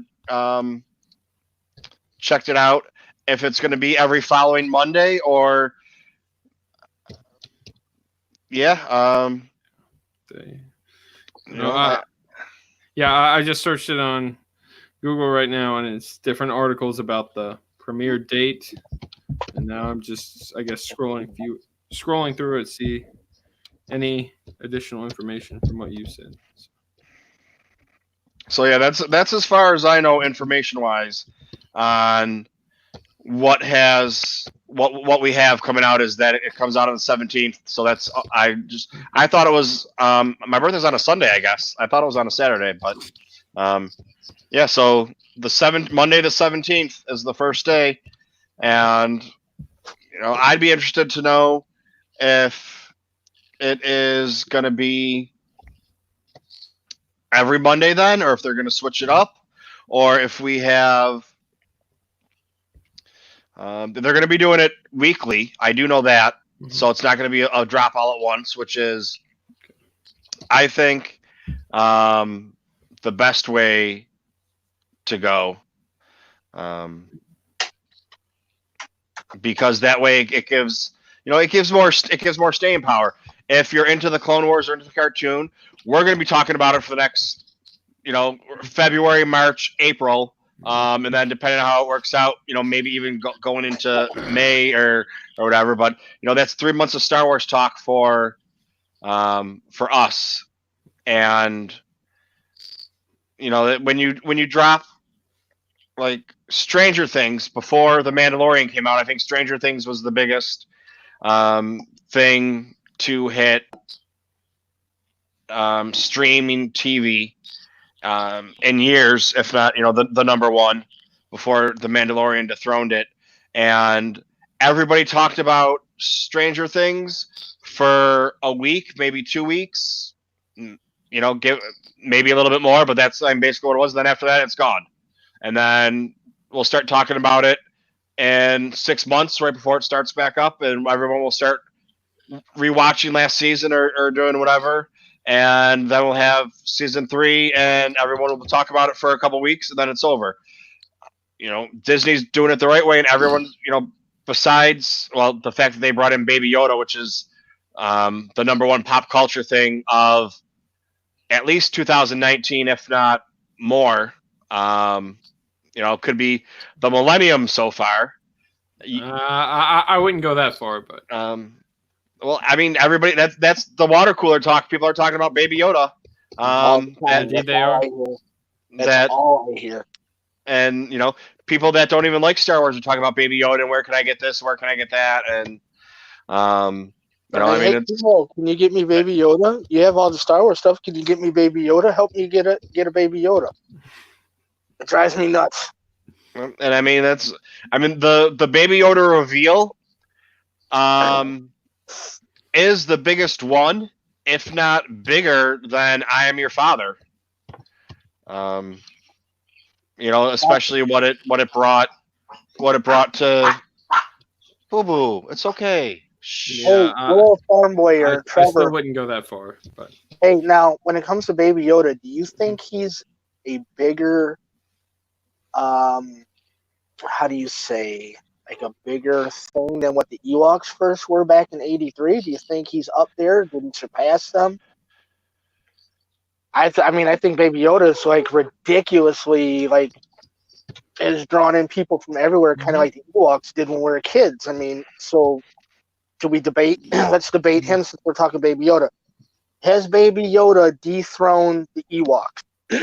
Well, I'd say yes, but then again, I wasn't born in 1983, and that's, and a lot of people like the Ewoks, but there's also got its share of critics of saying, oh, well, that's the bad part of Return of the Jedi, whereas Emperor Palpatine, Darth Vader, Luke, and all that's so intriguing, but then we got to see these Ewoks take down there's some people that say that, whereas Baby Yoda, I feel like it's more unanimous, unanimously beloved. But that's where I was looking for beloved. Mm-hmm. So I'd love to get Rural Farm Boy's input on this, but he's having internet problems right now. I know it's kicked him off a couple times, and he's not coming in clear or whatever, or getting us, because I tried to talk to him a couple times, and he wasn't hearing me because he was not responsive. But I think so it's Disney made their decision to have Baby Yoda be this big reveal. And, people talked about what a bad choice it was on Disney's part because they lost so much money in revenue right before Christmas about Baby Yoda, and how terrible it was. And they put Baby Yoda in there at the last minute and everything. It wasn't supposed to be like that. But, Disney and Lucasfilm decided we don't want this to leak. So we're not going to do anything for Christmas this year. And I think if Baby Yoda was available for Christmas presents and toys and plushies and whatever else, it would have been as big, if not bigger, as anything we would have ever seen, including Cabbage Patch dolls. And I mean, Trevor, I know you weren't around for this, but Wait. I was there for Cabbage Patch dolls. I mean, I was young, but I don't think I got a Cabbage Patch doll, but my sister did. Maybe no, I did get a Cabbage Patch doll too. I'm pretty sure. But I mean, that was '84. I was 5 or 6 when that came out. I really don't remember. No, I don't think I did get a Cabbage Patch. It doesn't matter. But I mean, that was the biggest thing, and stores were sold out. And you know, back in 1983 or '84 when Cabbage Patch dolls came out, you didn't have crazy fuckers going out and sleeping out for stuff overnight and killing people, trying to get through the doors to get stuff to be the first one to get it at Toys R Us, or even if it was Toys R Us then, Sears or Kmart or Hills or whatever store you were going to buy it, and trampling over people because they had to get that gift, for whoever it was. That was that predated what we have now for the craziness that goes on for Christmas shopping and Black Friday shopping or whatever it is. That was when it all really started. As far as I know or can remember. And I think that Baby Yoda would have been along those lines. I mean, it's along those lines with adults, and there's no merchandise for it. So if they would have had it out there, but then again, if they would have had it out there that the Baby Yoda was coming, it would have leaked and wouldn't have been that big of a deal then. So it's kind of like a double-edged sword. But I think Disney did the right thing, because Disney said, of course they're a company, they want to make money, but they're going to make their money anyways off of Baby Yoda, whether it's this Christmas or in February or March when the stuff comes out, or next, in 9 months or 10 months from now when season 2 of The Mandalorian comes out. And I think just getting back into that season 2 of The Mandalorian, when season 2 of The Mandalorian comes out, it's going to be Baby Yoda heavy to start off with, to get everybody back in the Baby Yoda, get us back buying merch. We're going to see then the Baby Yoda hysteria for toys and, parents buy me shit for Christmas, come right back. I could be wrong, but I really don't think I'm going to be. And, and 10 months or 11 months from now, be able to tell you guys, it's Disney made the right choice. They're going to make their money anyways. And they got the big reveal that everybody started talking about and got everybody talking about it. Mm-hmm. So, yeah, I mean, that all makes sense. I just couldn't help but laugh whenever you said killing people, like in line for stores. I don't know. I think, I get you're over exaggerating, but I don't know, that couldn't help but chuckle during that part. Well, I mean that was a little bit of hyperbole there, but I mean, people have died. People have died being trampled and being pushed into walls and going through doors, and I mean, if you look up Black Friday sales and trampling, right now on YouTube or Google it, you're gonna find stuff that people are hospitalized or whatever it is, just from that. So I mean, yeah, those are extreme cases, but that's what our capitalism, and this isn't at all saying capitalism's bad, but that's what it's all come to. And we can't produce enough. If we produce enough, it's not in such high demand, and you can't demand top dollar for it. I mean, you're back in 1980, whatever it was, you're paying $35 retail for a doll, or I'm gonna guess that was about the price. It was about $35 or $40 for a doll, which was unheard of. And and that's retail, not even secondary market, where you're paying $100 or $200 for it.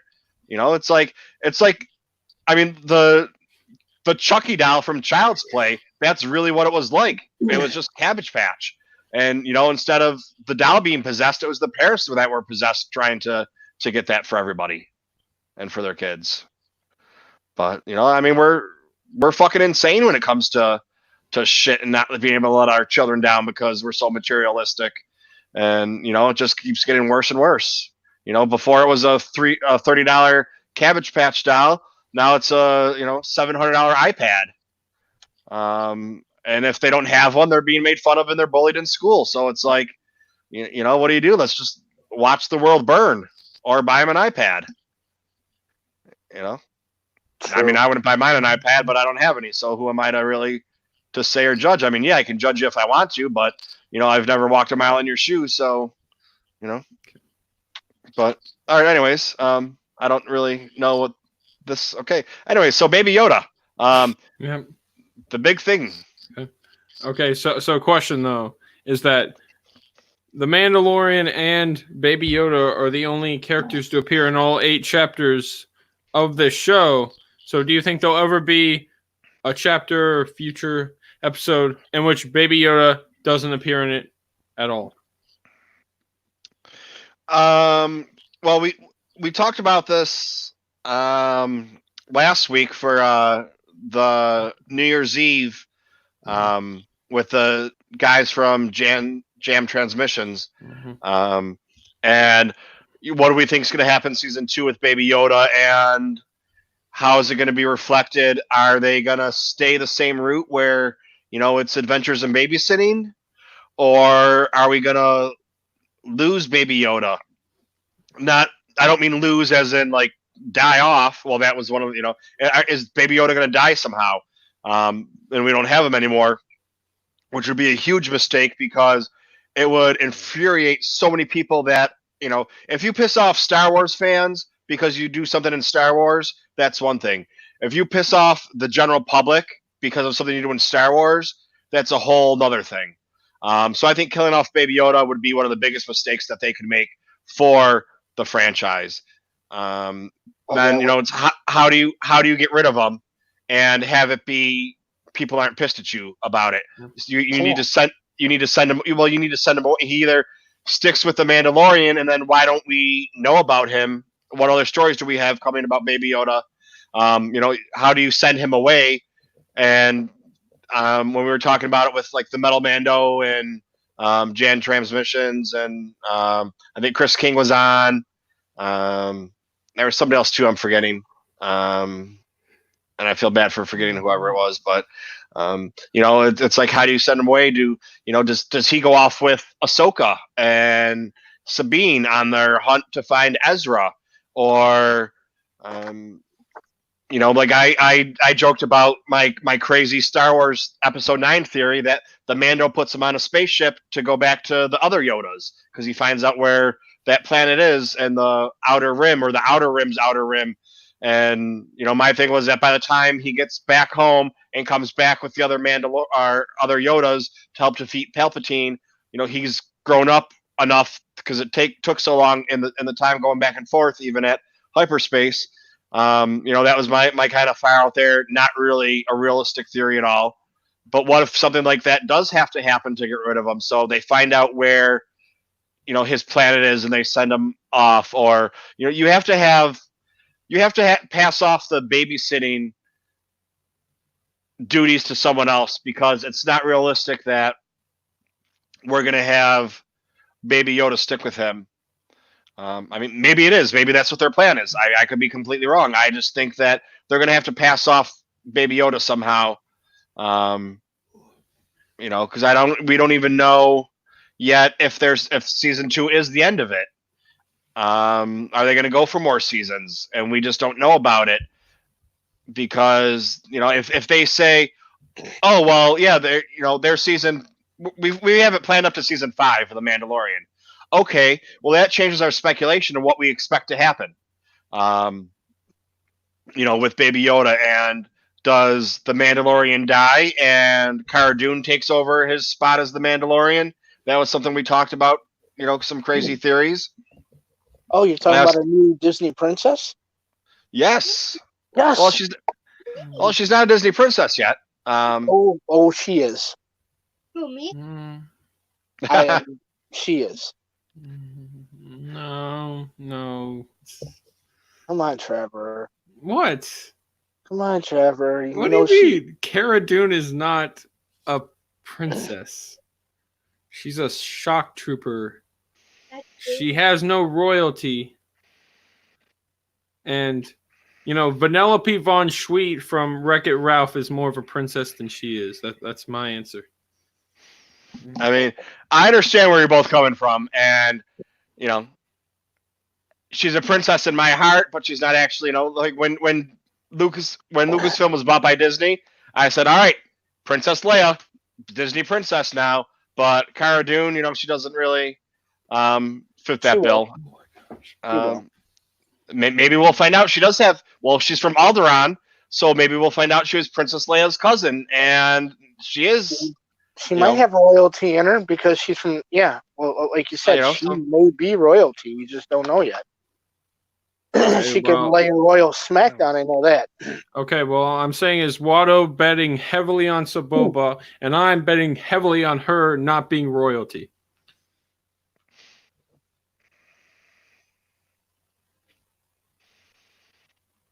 Watto betting heavily on Saboba lost. So you sure you want to go that route? Yeah. No. I'm just saying parallel. No, I'm betting heavily on her not being royalty, but I could be wrong, just like Watto was wrong. But and Chris King pops in. See, you mention people's names and they show up. See, speaking of Watto, Mike, you got a box. Speaking of Watto, okay, and it's actually the way you're looking right there. It's actually right there. I know. I opened up. You saw my 8 pops that I pulled out of the bag, and then that book that I got. Got to leave something for the end.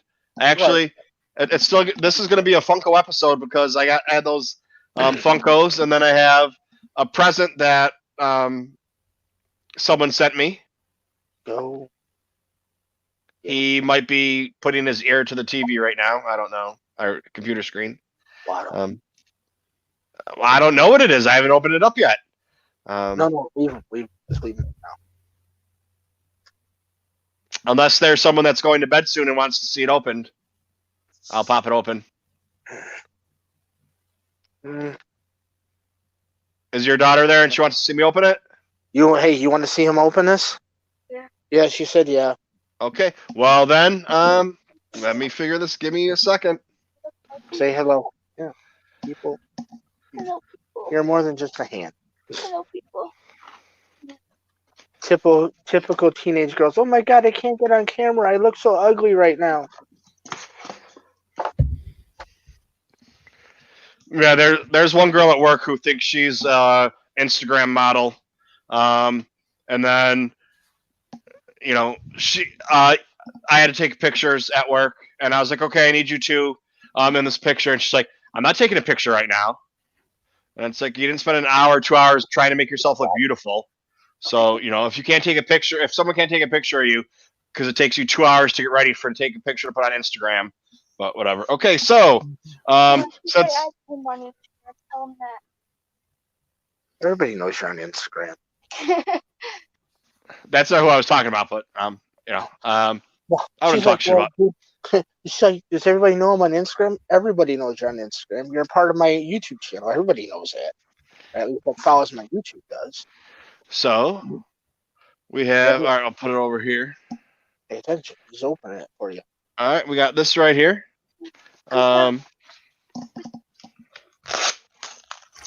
This is from Kilo Customs Squad.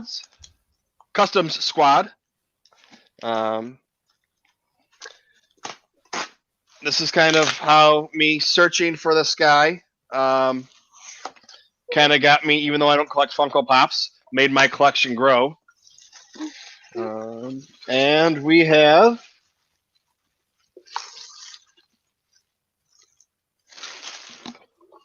oh, sorry, Boo Boo. I almost killed my dog. Don't. Let me do this Go to here. the full screen thing, yeah. There we go.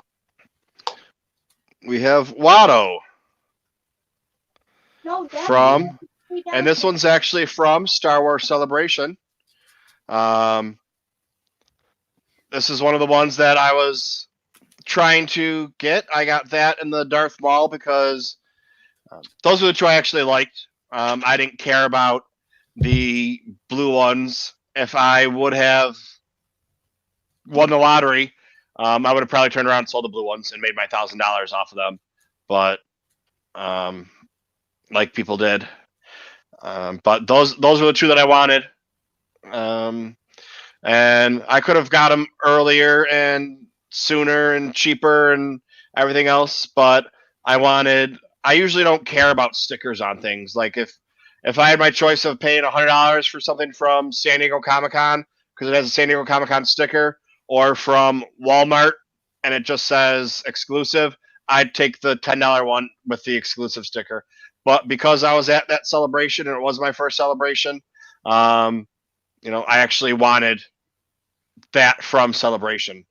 So Kilo Customs was actually able to find me that and send that to me. So that was wonderful of him. Grab that. Yeah, grab it. So we thank him and his daughter very much. I found one too. All I right. just found one the other day when I was out and about. I found one on was it New Year's Day? We went out. I found one. All right, very nice. I do not have. Not I too don't have a expensive. Waldo one. I don't have any Funko Pops on me. I'd love to just pull out my Waldo one, so it's all three of us together. But nah. Do you have any Funkos? Nope. But Nope. if you want, I can show you something that's pretty cool that I got right here. Sure, show us what you got. That's pretty cool. All Yeah. right. Yeah, don't get. I'll wait to put your headphones back on, and I'll tell you. Yeah. I was gonna say, don't start collecting Funkos, or don't just get even one or two because you like them and you're like, oh, that's cool, because that's how mine started. I was like, oh, I'm just gonna get this one or that one because it's cool. And it's like, oh yeah, I kind of like this or that. And I still don't collect Funko Pops, but now I think I have about maybe 80. But I still don't collect them. I just have some Star Wars memorabilia that happens to be made by Funko. Because I still have a box from Walmart that I haven't opened of Funkos. I have my Millennium Falcon Funko that I haven't opened yet. And I have my case of Funkos from Force Friday that I haven't opened yet. And I have my box of Funkos coming from GameStop that they should be getting anytime this week. Plus whatever the other 10 or 12 Funkos that are coming out for The Mandalorian. So hopefully Funko will stop it for a little while because I need to start squirreling away some money for Celebration. So if they keep coming out with Funkos and Black Series, that's dipping into my Celebration fund. Patreon time. All right. This real quick. All right. All right, cool. What's Trevor got? Where'd Anthony go? All right. Well, he's having technical issues. He's been having problems. Okay, so I got it right here. If now's a good time. Okay, so give us some build up. Before you show it. Now, is this something you just picked up? Is this something you've had for a while? It's something I've had since April of 2019. April of 2019. So that's around Celebration time. Is it from Celebration? That is correct, Commander. Can I guess what it is? Yeah, go ahead. Is it a prequel character? Not entirely. But... Okay, has he come? All right, I'm gonna stop guessing. I have an idea what it. I'm gonna write it in the chat. Okay. Hang on. All right.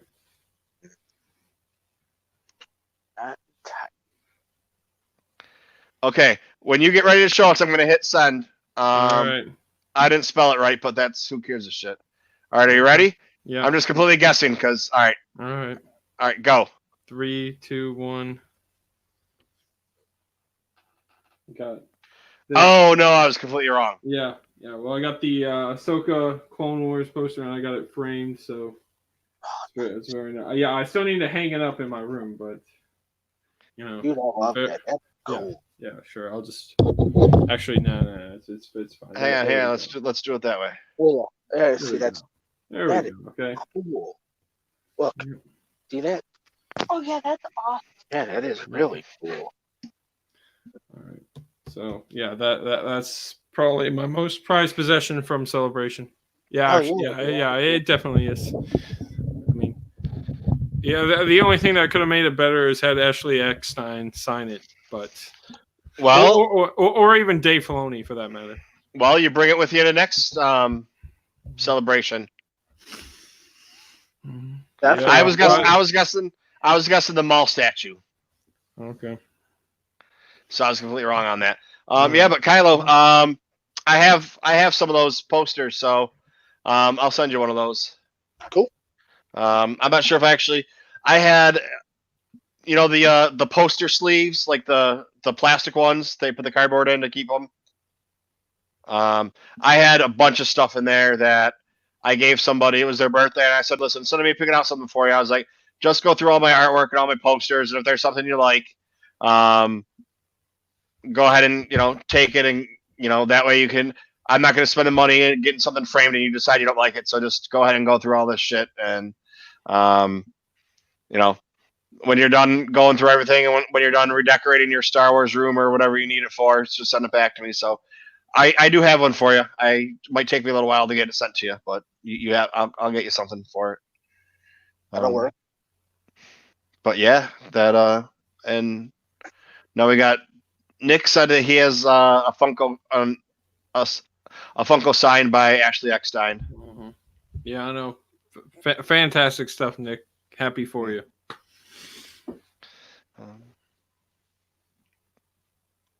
Oh yeah, and another thing, Michael, is that I'm actually not going to Celebration Anaheim this year. Okay.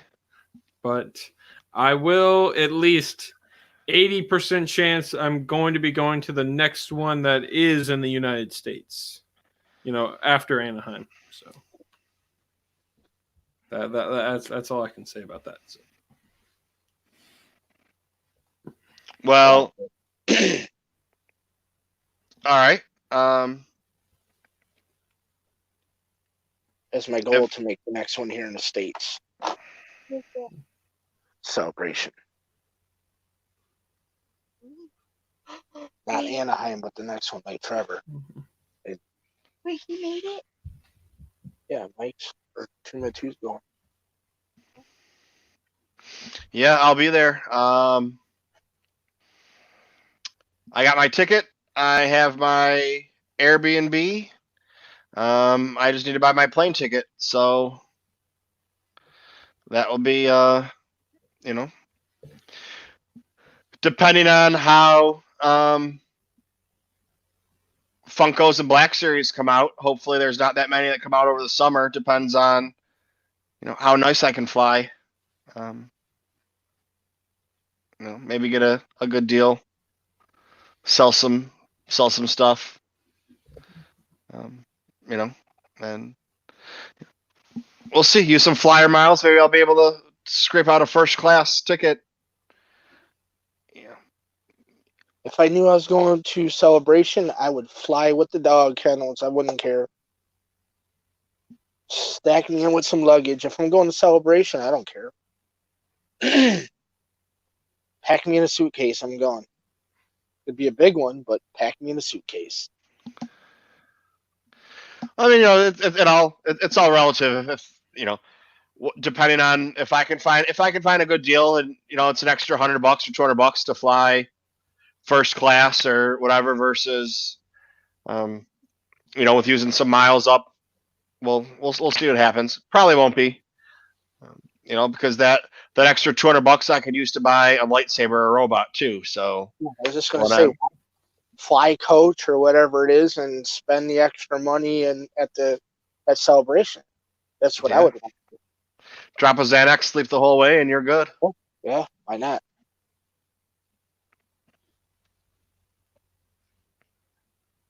So let's see. What else today? I meant to make a list too, of stuff I want to talk about, and I forgot to. Although Empire Dreams came on my YouTube today out of nowhere. I have no idea. It's a documentary about Star Wars, and it looks pretty interesting. Have you either of you seen that? Wait, that's the one on Disney Plus, right? Oh, I don't know if it is or not. It came on my I'm pretty YouTube. sure. I know it's a documentary that they have. I know there. I'm about 85% sure it is, but I'm gonna check real quick on the app. Just to.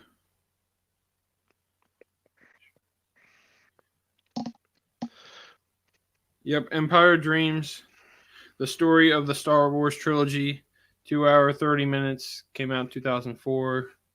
From the earliest versions of the script to the blockbuster debuts, explore the creation of the Star Wars trilogy. Yeah, so I have not seen it, but I mean, based on the description and stuff, I mean, I kind of want to watch it sometime within, I don't know, next couple of weeks or something. Sounds compelling enough. Yeah. Okay. Yeah, because I was just talking to Trevor.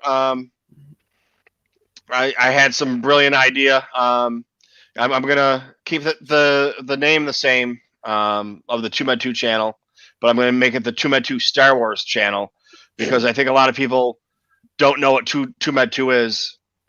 I went for a deep cut and I went way too deep, and no one, even diehard fans, don't know that.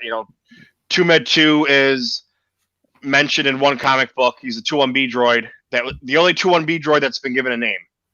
Because what a lot of people have a misconception of is, there's one 2-1B droid, like there's one R2D2, but there's many R2 units. There 2-1B is the type of droid, and there's hundreds of thousands of them. And the only one that's named so far in Star Wars canon or anywhere is TooMedToo. That's where that name came from. With my medical field and everything, that's why I went with that. But it's such a deep cut that even Star Wars fans that are looking for a Star Wars YouTube channel don't even know that. So I think I'm going to rename that. And I got another show or segment that's going to be on the channel that I do. Yeah, Coach's Corner. Yeah.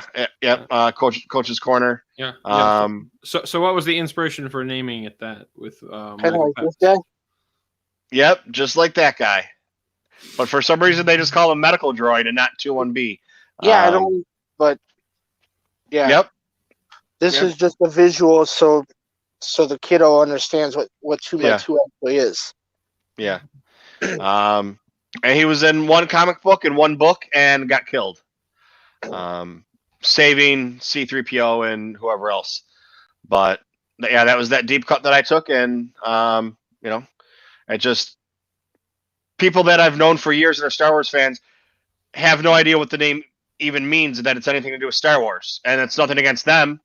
I took something completely obsolete or not obsolete, but so, minuscule or fine tuned into 3 pages of a comic book and, turn that into a name. So, there's that. But I think I'm going to do a little. It's not going to be a collecting channel, but just something for do a little collecting things here and there. Have Kylo on there with You Missed His collection. You'll have to go back and check out about the 1 hour mark. Trevor, after this, check out Kylo's collection. It's pretty insane. It could be up there. He should probably go contact Andy from Holochronicles and talk to him, because that's what they basically do. Theirs is it's pretty much a collecting YouTube and chat or most of it, and then once a week they have people send in pictures of their collection and they put them online. So that's something you should probably look into too. But I missed a bunch too because I didn't even show any of the character cars Hot Wheels. So, I mean, that'll be like next time we do a thing where I can get a few minutes of a stream, I can show those off. yeah, I have every character that they made their Hot Wheel car. what I did. So this is related to Star Wars. This is Star Wars adjacent. I saw Jojo Rabbit. It's a Taika Waititi film, I believe. So that's Star Wars adjacent. Not really what I was expecting. I thought it was going to be more. It starts off very satire-ish and everything. I thought it was going to be more along those lines, like a Spaceballs kind of thing. And it just started off like that, but it didn't really stay like that. It kind of went off into more of a story. Stayed a little bit making fun of the Nazis and everything and the Jews, but not as much as I thought. And yeah, there was something else that I watched that was pretty good. Okay. But have you already seen Thor Ragnarok from Taika Waititi, as well as Hunt for the Wilder People? Thor Ragnarok? No. Hi. Oh, I thought you were saying hi to me, not the dog. I'm sorry. My girlfriend just got home and she says hi to the dog and not to me. But I didn't see. So I've seen Thor Ragnarok, but I haven't seen Hunt for whatever it is that you said. Hunt for the Wilder People. Hunt for the Wilder People. I have not seen that. Okay. Well, I would strongly recommend that film as well. It's pretty interesting about a boy and like his adopted grandfather of sorts on a hunting expedition that kind of goes south, and you know it's got that Taika Waititi comedy that you can't help but enjoy, and the kid is the same person from Deadpool 2, if you've seen that film. You know. Yep. Yeah. So that guy. So. All right, guys, I'm going to take a break. I got to get the kiddo back upstairs so she can get ready for bed. So I'll be back on. I'm just going to run upstairs real quick. Okay. All right, I'll be back. So, yeah, Trevor, I still haven't made up a list of questions for you yet. Okay. So it will come. Good night. Good night. Yeah, buenos noches. So, yeah, so I haven't come up with that list yet, but I'll get one for you. Okay. Well, all right. Well, if you want, we could play a quick game of sorts from another Sporkle quiz that I made. But, all right. What do you got? What do you got from your Sporkle quiz? Well, basically, I'm just gonna tell you, and this is gonna be rapid fast. So you got like 3 seconds to answer. But basically, I'm gonna tell you the title of one of the Mandalorian chapters, and you're just gonna give me the number that belongs to it. You know, that corresponds. Okay. Yeah. This isn't gonna go well. All right. So, you know, there's 8 of them. So yeah, Yep. just go rapid stuff. So we're gonna start right here with the prisoner. 4. It's actually 6. So gunslinger. 3. It's 5. The sin.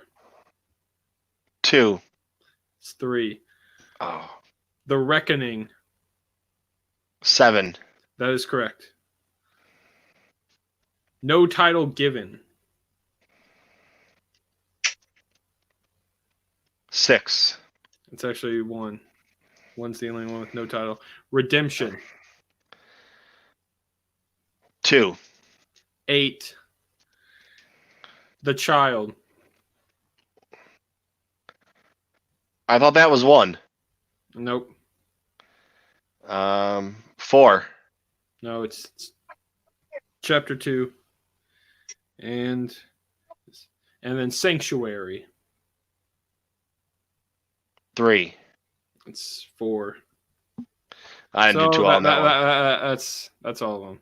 So Yeah, yeah. So now just rapid quick. I'll just say each one. So chapter 1, no title. Chapter 2, the sin. Chapter 3.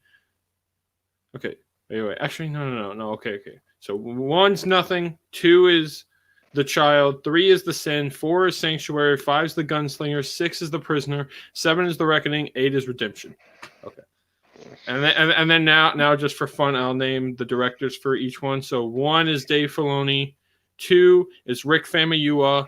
3 is Deborah Chow. 4 is Bryce Dallas Howard. 5 is Dave Filoni. 6 is Rick Famuyiwa, 7 is Deborah Chow, 8 is Taika Waititi.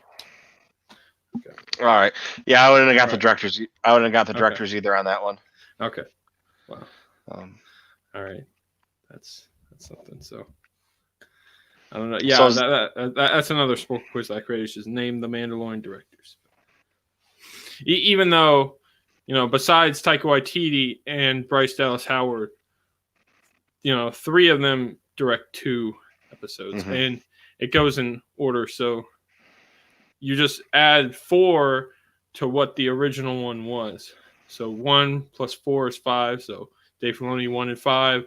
Then Rick Famuyiwa directed Chapter 2. So 2 plus 4 is 6. So he directed 2 and 6. And then same goes with Deborah Chow for directing 3 and 7. all right. Now you said you had a ranking for them. Yeah, I did rank them from best to worst in just my personal opinion. Not saying that it's the definitive one by any stretch. But yeah. So do you have any idea of a ranking, or I guess maybe your least favorite chapter compared to your favorite one?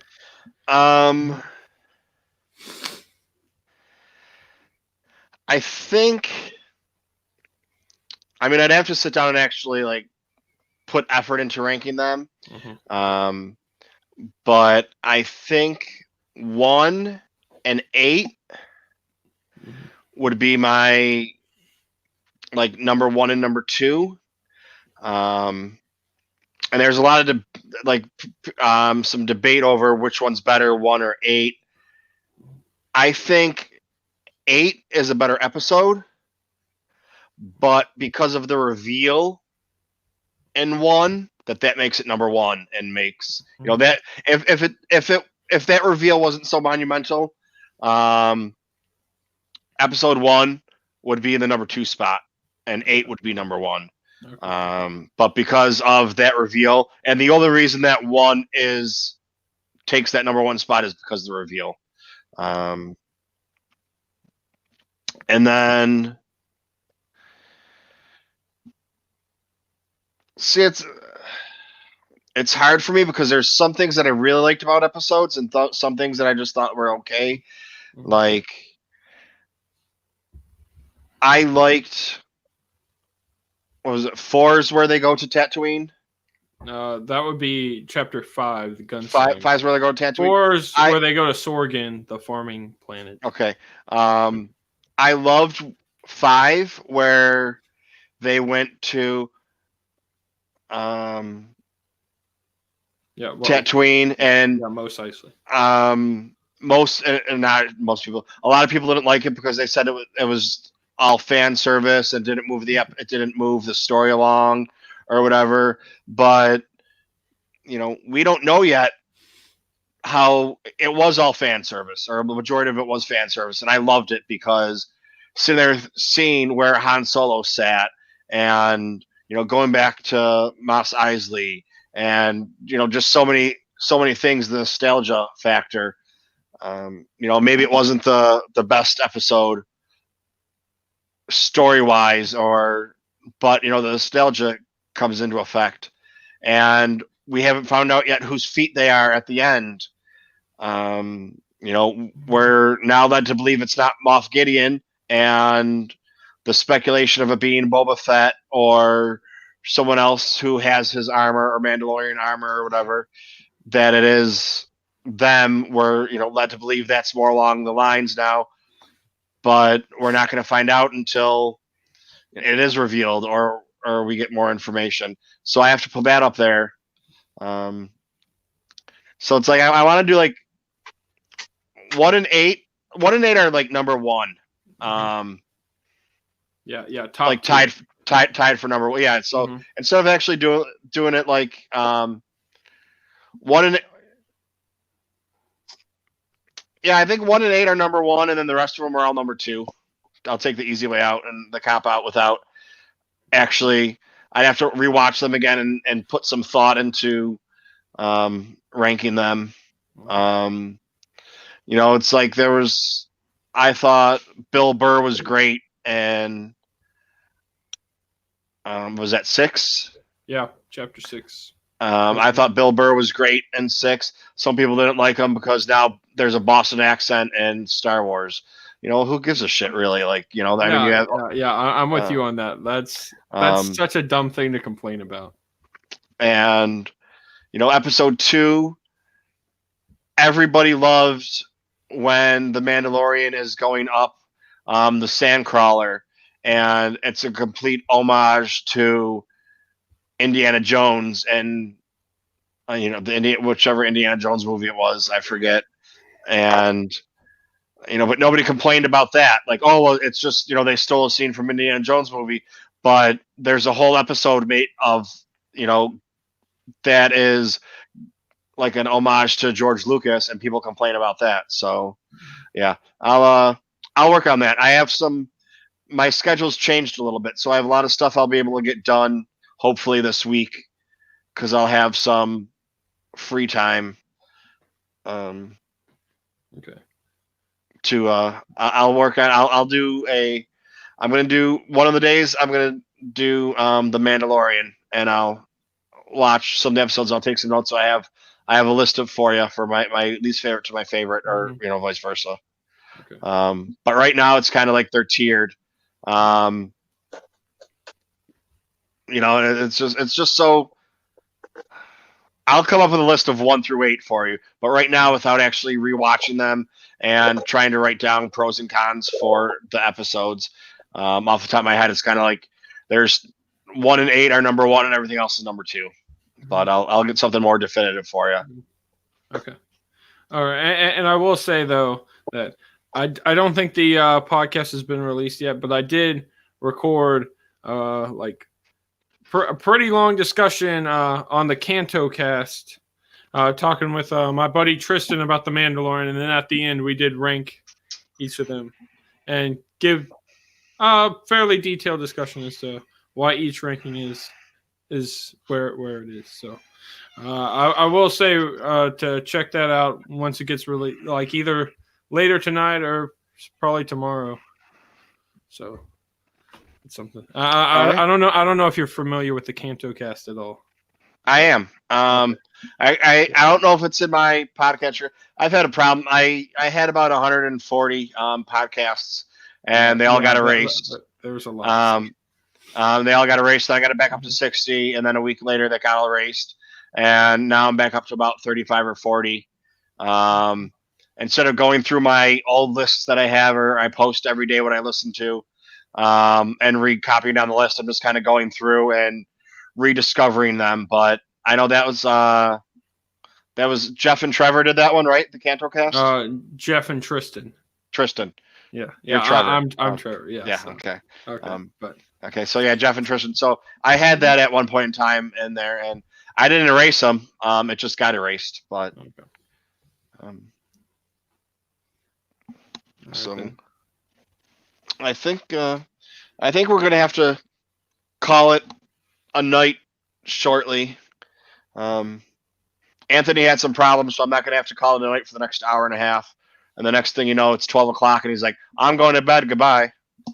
But okay. Well, I will just say though that my favorite Mandalorian chapter as of right now is Chapter 6, The Prisoner. Like, it's a side quest of sorts, from the main storyline, but I think it just exceeds so much more than Chapter 4 and 5, respectively. Like, in terms of just the whole storyline, so like the setting of that New Republic prisoner ship and just all the different mercenaries, and especially Bill Burr. But you also have the Twi'lek, you have Clancy Brown and stuff. It's such compelling stuff, and I can't help but appreciate it. Okay, so I'm gonna rewatch The Mandalorian, because I've seen them all a couple times. So I'm gonna rewatch it as one show from start to finish. So whatever that is, 3.5 hours or 4 hours. I'm gonna rewatch it as one show, like one movie from back to back, just binge it. And then I'm also gonna watch them like individually and rate them,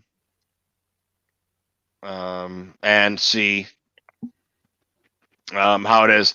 So you hold on to your list, until next week, Yep. and come back on next week and we'll talk about it. And I'll give you my list and we can just discuss it. Okay. Mr. Rez wants me to stream myself watching The Mandalorian. I think that would be kind of boring just having the camera on me while I'm laying in bed watching TV. But if that's what Mr. Rez is into, maybe that's a Patreon thing we could do. Since this episode is brought to you by Mr. Rez and Chris King, the supporters of my Patreon. There you go. I got you guys in. You didn't think I was going to forget you. I was going to leave you to the end, but since you brought it up, that's how we do. So, yeah. So, Kylo, anything you got? Well, I did get a package. Don't know. I mean, is it cool if I open it with you guys? Yeah, dude. Star Wars related? Yeah. All right, cool. I just didn't want to, step on anybody's feet when it comes to opening up some merch. No, we're gonna. The floor is yours right now. All right. So what I did is I was a subscriber to the Smuggler's Bounty box, and I got the very last one just delivered. It is from I guess it's the Rise of Skywalker. Well, hang on. Hold on to that one. Okay. Because I got one too. Oh. Oh, no, you go ahead and open yours. That's fine. Okay. Yeah, just go ahead and open yours. They're gonna be the same, but mine can be. So usually, the card usually comes with like the spoiler for the next one, but we're not getting another one, so it just goes into detail of what's in this bad boy. So, first thing that we got here is the T-shirt, because this one came with a T-shirt. I like the T-shirts I'm actually wearing. I think this is a Resistance one. This is a T-shirt that came in one of the boxes. It's got this is the Last Jedi box. Okay. That I got. So the new T-shirt that we got here is. Make sure I get this in there. It's got Rey and C-3PO, R2, or not R2, Dio and BB-8. Yeah. I like them when they come with T-shirts. Gives me stuff to wear. And then it came with a Jedi Rey sticker. Somebody told me that it glows in the dark, so I have to test that theory on that. And then it actually comes with 2 pop figures. Before I get to the pop figures, I just want to show came with a pin that I have. The Dio, okay. Dio pin. I have all the pins that came in these boxes in a shadow box, so I have to pull that shadow box out and add that to it. All right, so first one we're gonna go with that one pop I'm really excited about. That one pop out of the 2. Which one? Which one? The one it's the first pop of, not the one they've made many pops of. Okay, yeah, all right. So the first one, like your first appearance one. Yes. Is the Babu Frick. Yep. He is so cool. Like, I have been waiting a couple of days to open this box, and I was actually going to do like a YouTube video for my own channel, which I still might do. But this is like exclusive content coming out on the TooMedToo channel. Yeah, it is. Mm-hmm. Yeah, he's so freaking cool. Oh yeah, he is. Haha. Yeah, Frick's I know. Freaking cool. Yeah, I see what you did there. Yeah. No, to make a long story short, my mom is the reason why I have all these Star Wars Funko Pops. Because let's see, the Christmas of 2015, I think that was Force Awakens. I think came out then. Yep. 2015. She bought me the Poe Dameron in his X-wing gear pop for Christmas. And me being a Star Wars collector, I saw that because I strayed away from all the other ones before that. I did a good job. But once I had one, it's like they say, once you pop, you can't stop. Yeah, unfortunately, that is the truth. Yeah, And and I don't know because I don't have any Funko Pops.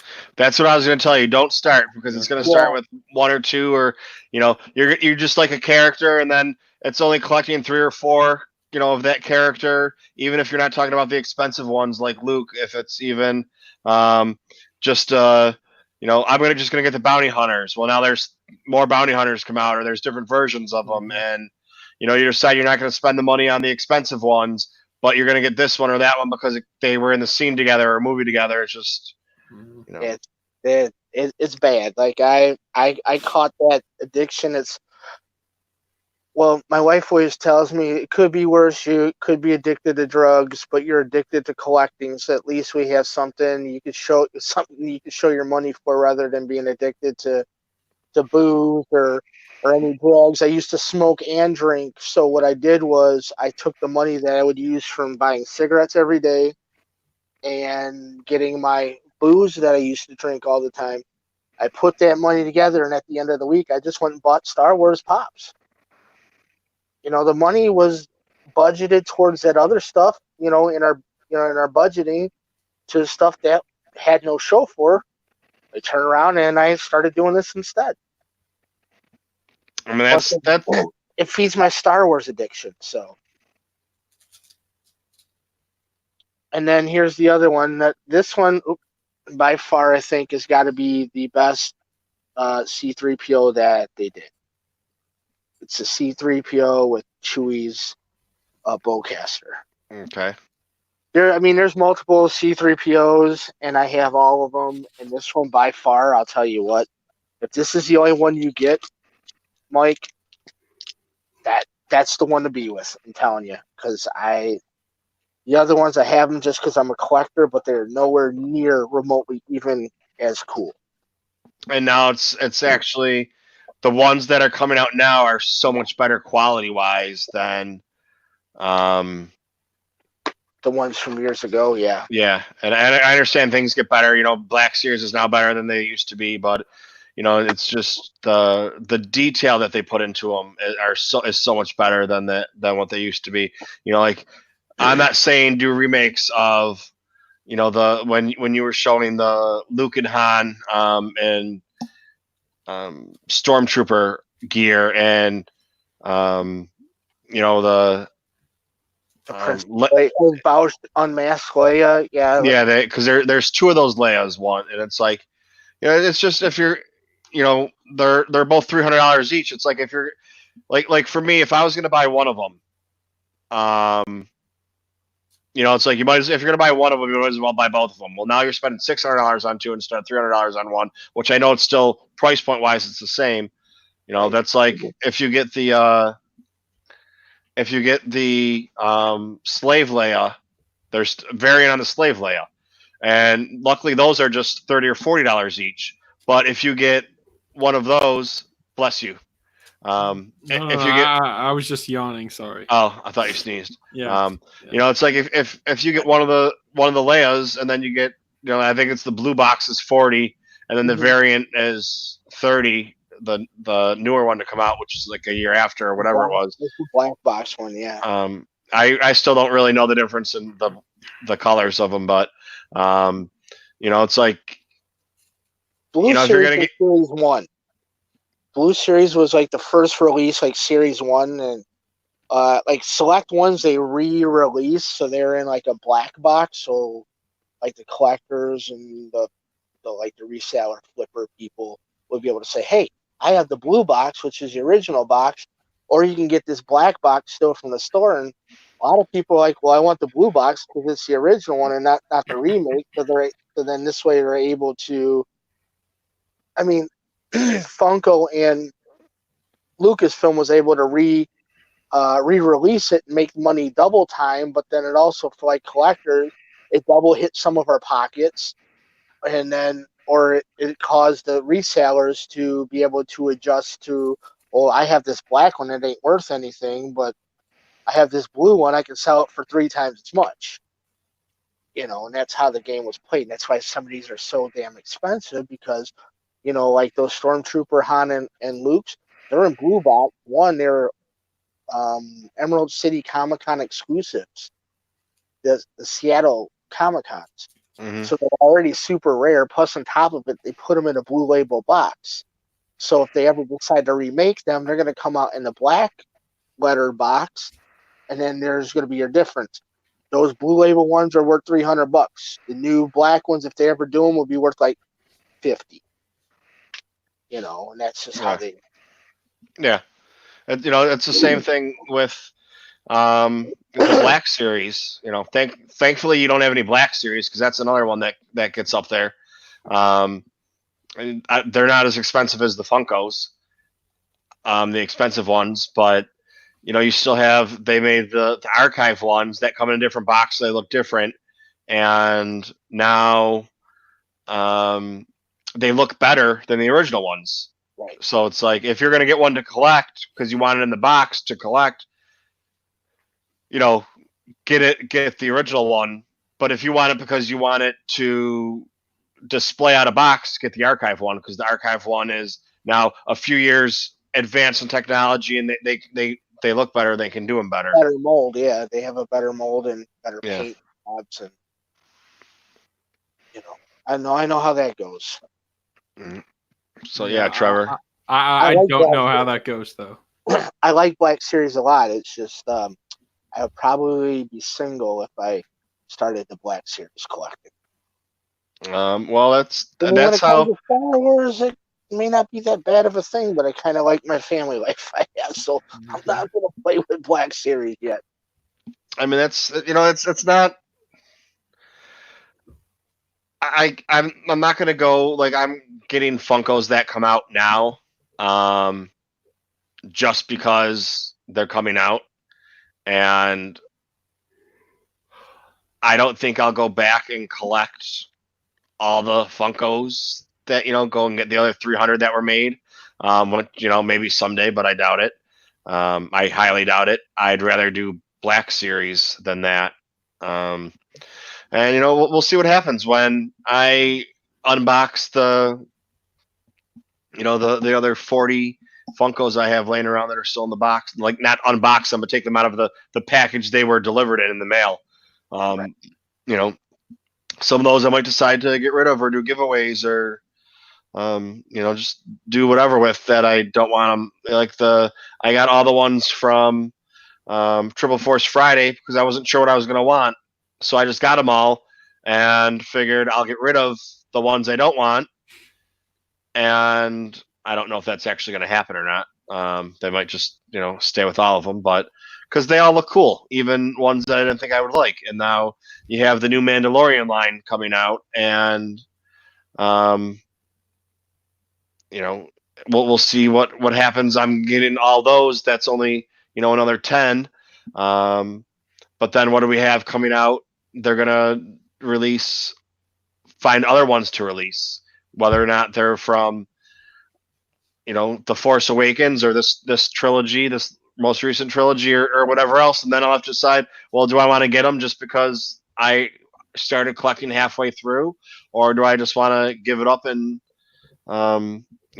pick the ones that I have and actually go through and trade with people for the ones I have now for old ones. And it's all a collection thing. And whatever.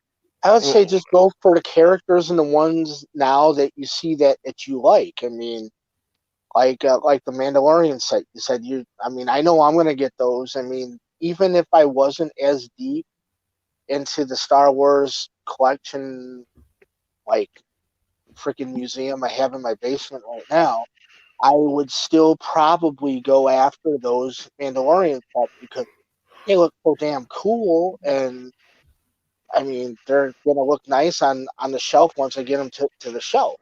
Once they intermingle with the rest of that set, because they're gonna all come in, I think, in a chronological order, so they'll all go together. But then they'll also mix in with the other ones that sit around it, and I mean that the sculpts and the paint job, like you said earlier, are just amazing. Yeah. So Well, much better. The original like what- series of them, they all had the same head, almost the same head. The bodies are all the same. There's the stocky bodies, and they just did different paint on them. These, the heads are all different. You can't duplicate the heads, and their body, their bodies are all different. The female figures, they're not those stocky man legs like they were the first time out. And they're just cool. And like for somebody like you who doesn't really dabble that hard, just say, hey, you know what, I like you said, the bounty hunters. Let me get the bounty hunters, to go along with my Mandalorian set, and then just go from there. I mean, I hope nobody else gets addicted like I did, because Star Wars ain't the only big ass collection I got. You guys would shit if you saw my Marvel collection I have, which had to be different. Might have to be TooMedToo Star Wars channel crossover to Marvel for one night, and then it might do something like that. But I mean, that's another room that I have 2 rooms down here. And main room, of course, is Star Wars room, which I did, a quick scan of, which I want to do a better scan on a different night for you. But then in the far back room is another room of full Marvel stuff. I mean, I got overly addicted. they're just talking about this guy. I had a chance to get him, and I left him for a collector that walked in the door with me at the same time, because we talked about it outside waiting at Target. Big time collector, and I knew who he was. I'm like, there's only one of them here, dude. I was the first one in the door, but here, boss, go ahead, you can have him. I was like, I wish I didn't do it.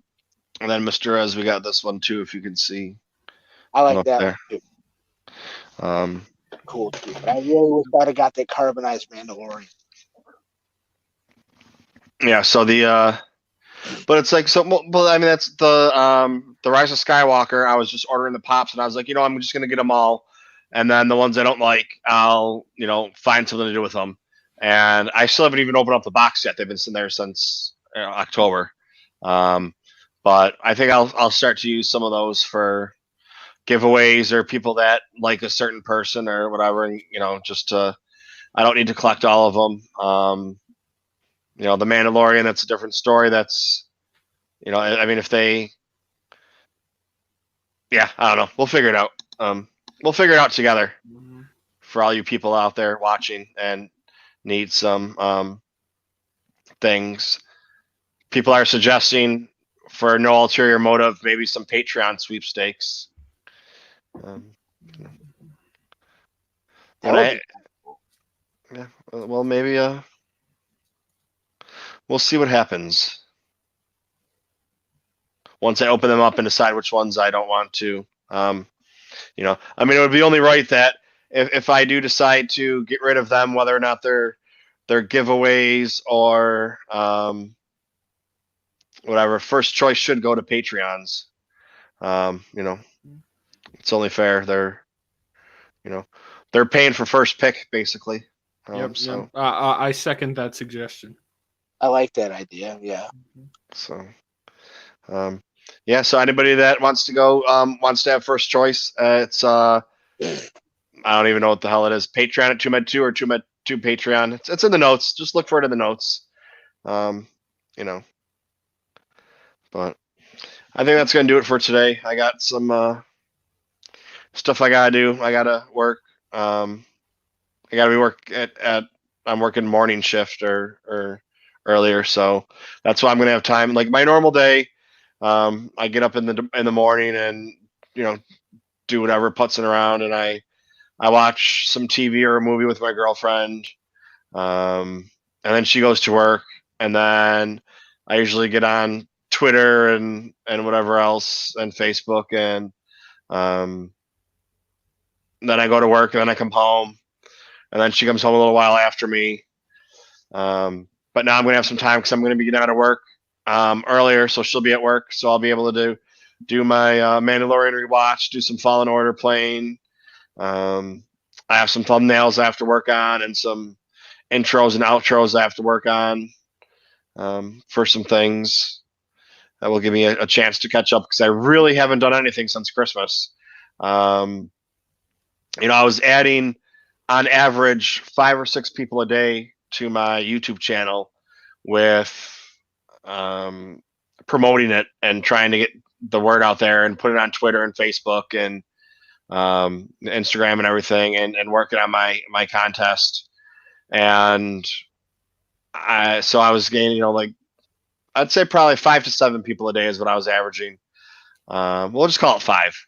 And since I haven't been doing anything on it, I think I've put on 3 or 4 since Christmas. So I need to get back in there if I want to even have a shot to get mine up to 1,000, so I can do my streaming. But like I said earlier, I don't know if either one of you guys were on here. I did my video for 750, and I went to go edit it today. I did that 3 or 4 days ago. I just didn't have time to edit it, or spent the time with my girlfriend instead of editing and doing crap for Star Wars. And I went to go edit it today, and I had an echo on there, so I was like, oh shit, I don't feel like doing that. And then got that email about I'm getting another box sent to me that I didn't know I was getting. But I think 750 is going to be the Chewie and R2. I don't have it here. The Chewie and R2 Black Series. When I hit 750, somebody from this one to 750 is going to get that. If I can, and then I'm going to do like a second prize or a third prize. Second prize is going to be a pop Kylo Ren in the silencer, and I'm have the R2D2 book for like a third prize. And then if I can hit it before March 1st, which would bring me back up to averaging 5 or 6 a day, which is what I did for the Christmas one. I'll throw in another Black Series and another pop, or some version thereof. I haven't figured it quite out yet, whether it's going to be the same one or not. I mean, I got to figure it out before I do the next video, but maybe I'll do a first prize. Whoever I pick first, they get the choice of the Chewie or the mystery box from Target. And then second place, second place will be the Kylo Pop. Third place will be the book. And if I can hit it before March 1st, there'll be 2 grand prizes. The first choice gets Chewbacca, and the second grand prize gets, the mystery box, or vice versa. Whatever, whoever I pick first gets, the choice of one of the 2. And then the loser of the grand prize gets the second one, and then keep it, and maybe throw in a couple more pops the same, because I have a box just full of I got 2 of these bad boys. So Darth, throw in another one of those to sweeten the pot a little bit, to get people to say, hey friend, you like pops, this guy's giving some stuff away. So that video should be out soon. So next week I'll definitely have the Mandalorian rankings. And a little explanation. Excuse me, a little explanation for those. Okay. And then I can talk about those with Trevor, since he did his ranking and he has it ready to go, but I'm making him hold off so I can do mine. Yeah. And he has the podcast coming out, and I won't listen to that till after I do my ranking. So okay, yeah, that, or you could listen to the podcast, except then stop right before we get into the rankings. But I mean, it's really up to you. But yeah, that's fine. I will say though, I do enjoy a good mystery box, so I'm glad you have that as one of the options. Mystery box. So, yeah. Especially since I got to make sure I get it first, because Target sent me a message that my mystery box is on its way and it's out for delivery. I haven't looked more into it, but it didn't come out of my bank account, and they said it's the one that it's being resent to me because I never got it. So I don't really know what that means. Target wants to send me free stuff. I'm not going to tell them no. If it was a mom and pop store, I mean, I don't know if this is right or wrong, but if it was a mom and pop store, yeah, I would probably probably, have more of a conscience than, so, some stores just sending me free shit. I don't know why, and they want to give it to me. I'm going to take it. It's not. So Yeah, well, I'd say I'm the same way. Like, if I get free stuff accidentally from a company, I'm probably not going to do anything about it. But if it's like I'm paying for it and they give me change that's too much, then I'll correct them because that's actually money instead of, physical item. But yeah, I would do the same thing. Especially because I were doing that money, that's their job. That they made a mistake.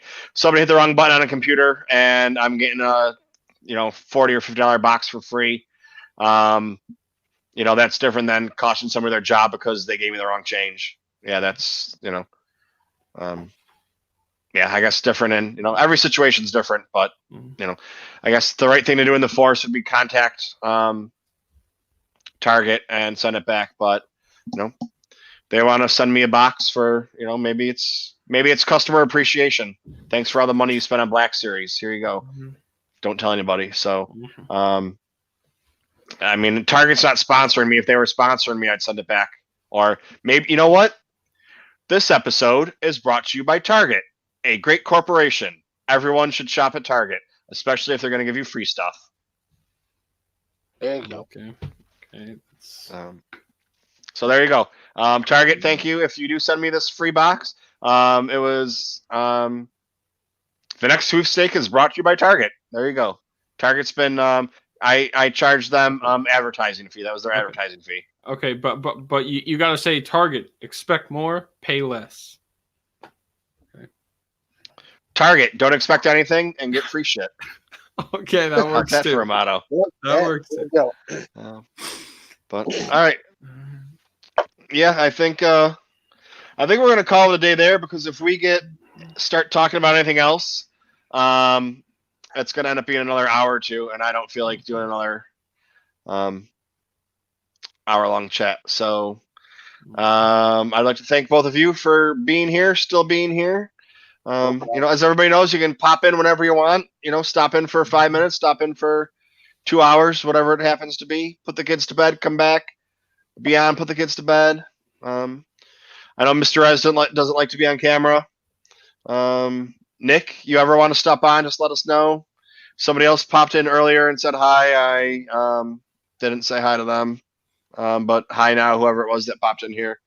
Yeah, so that's the thing I'm trying to get going. I think people are trying to realize it's not like if I say, hey, come on, it's not like a lot of podcasts where you're signed in for the hour and a half or 2 hours or 45 minutes, whatever it is that they record.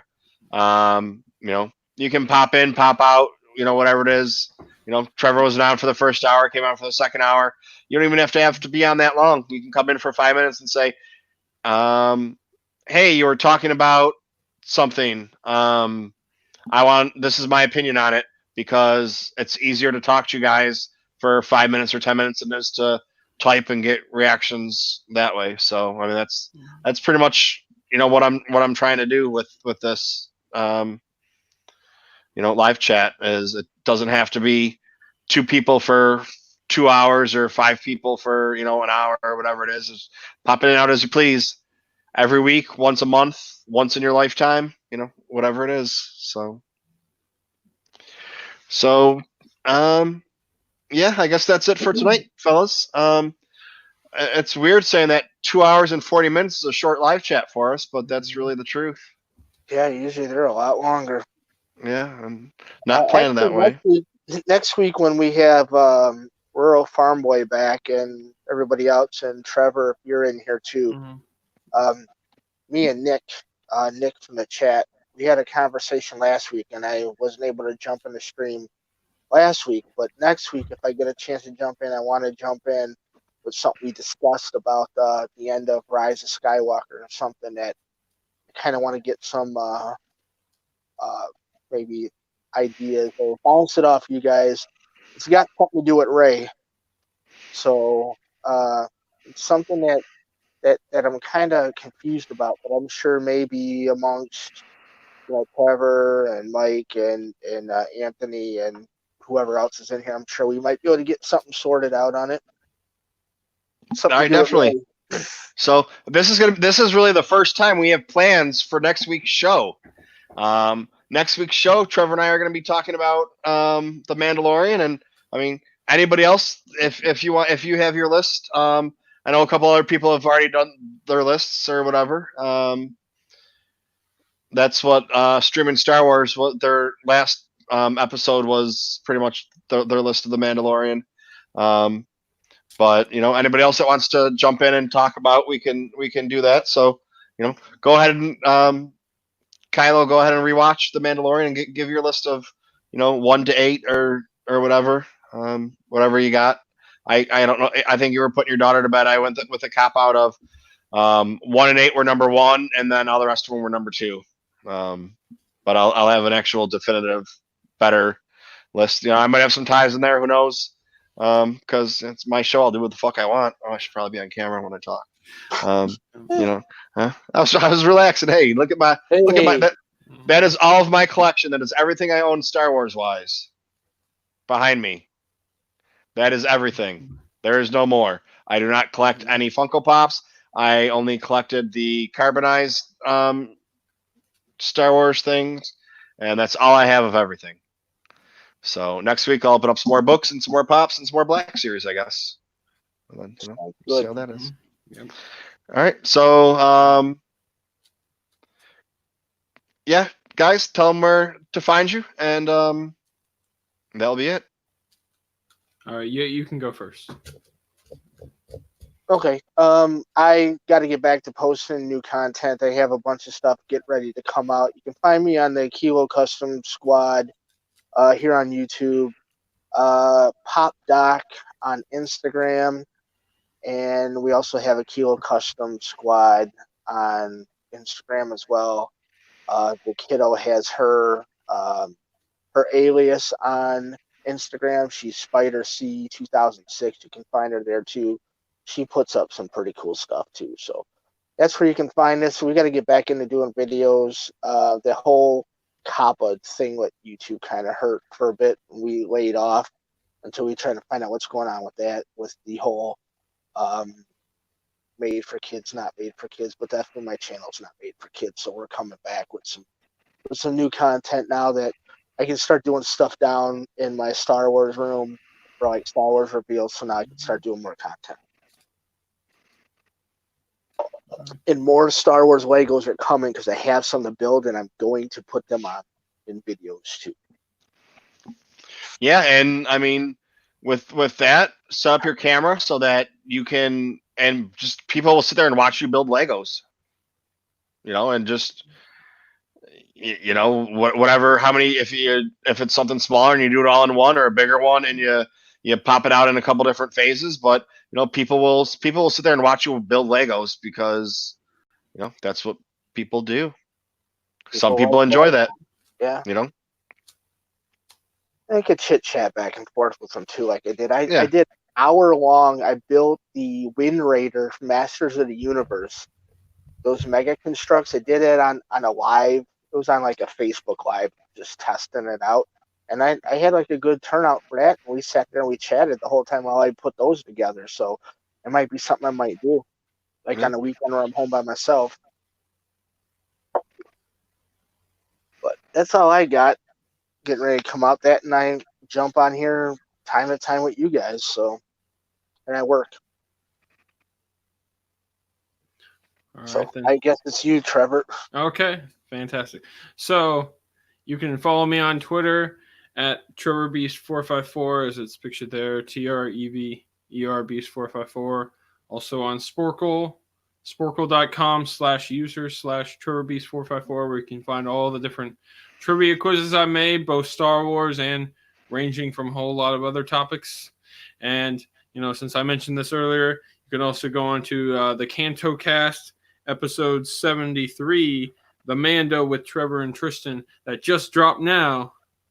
So, yeah, a whole lot of Mandalorian discussion. And yes, I do reveal my rankings at the end of that. But I'm also going to be on here next week, talk it with Michael here on TooMedToo Star Wars channel. So that's it. think I might have to get back in and do a couple more Fallen Order live streams too. I haven't done that in a while. Yeah, I'll be doing at least a couple. I had a couple people. Someone asked me today. Said, "Hey, where have your live streams been for Fallen Order?" And then just, I've been busy and don't have the time to do everything. Christmas time hurt us on those too because we were busy with family and stuff. Yep.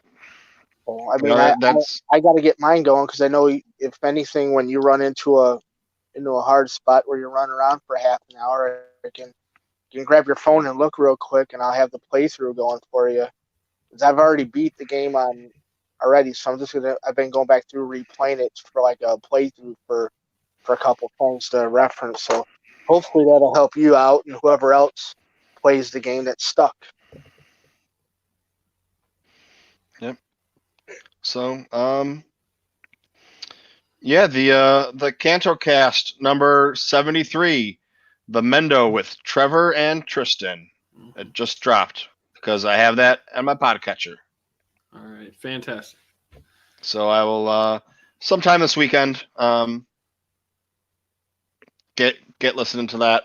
Do my Mando rewatch, do a little bit of work, working on some thumbnails and some intros and outros for things, and I just need to get into it. It was like Kyle said, it was that Christmas time, and I haven't done anything since Christmas Eve really.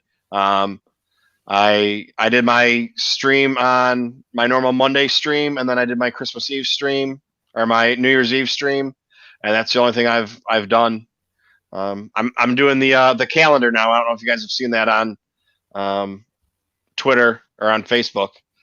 I have a 1-a-day calendar that comes off, and it gives you like a Star Wars thing. Like today was, I forget what today was. Over the weekend, and they break up Saturday and Sunday into one day, and they combine it. So Saturday and Sunday was the 4th and 5th. It was coaxium, and it tells you what coaxium is with a picture of it.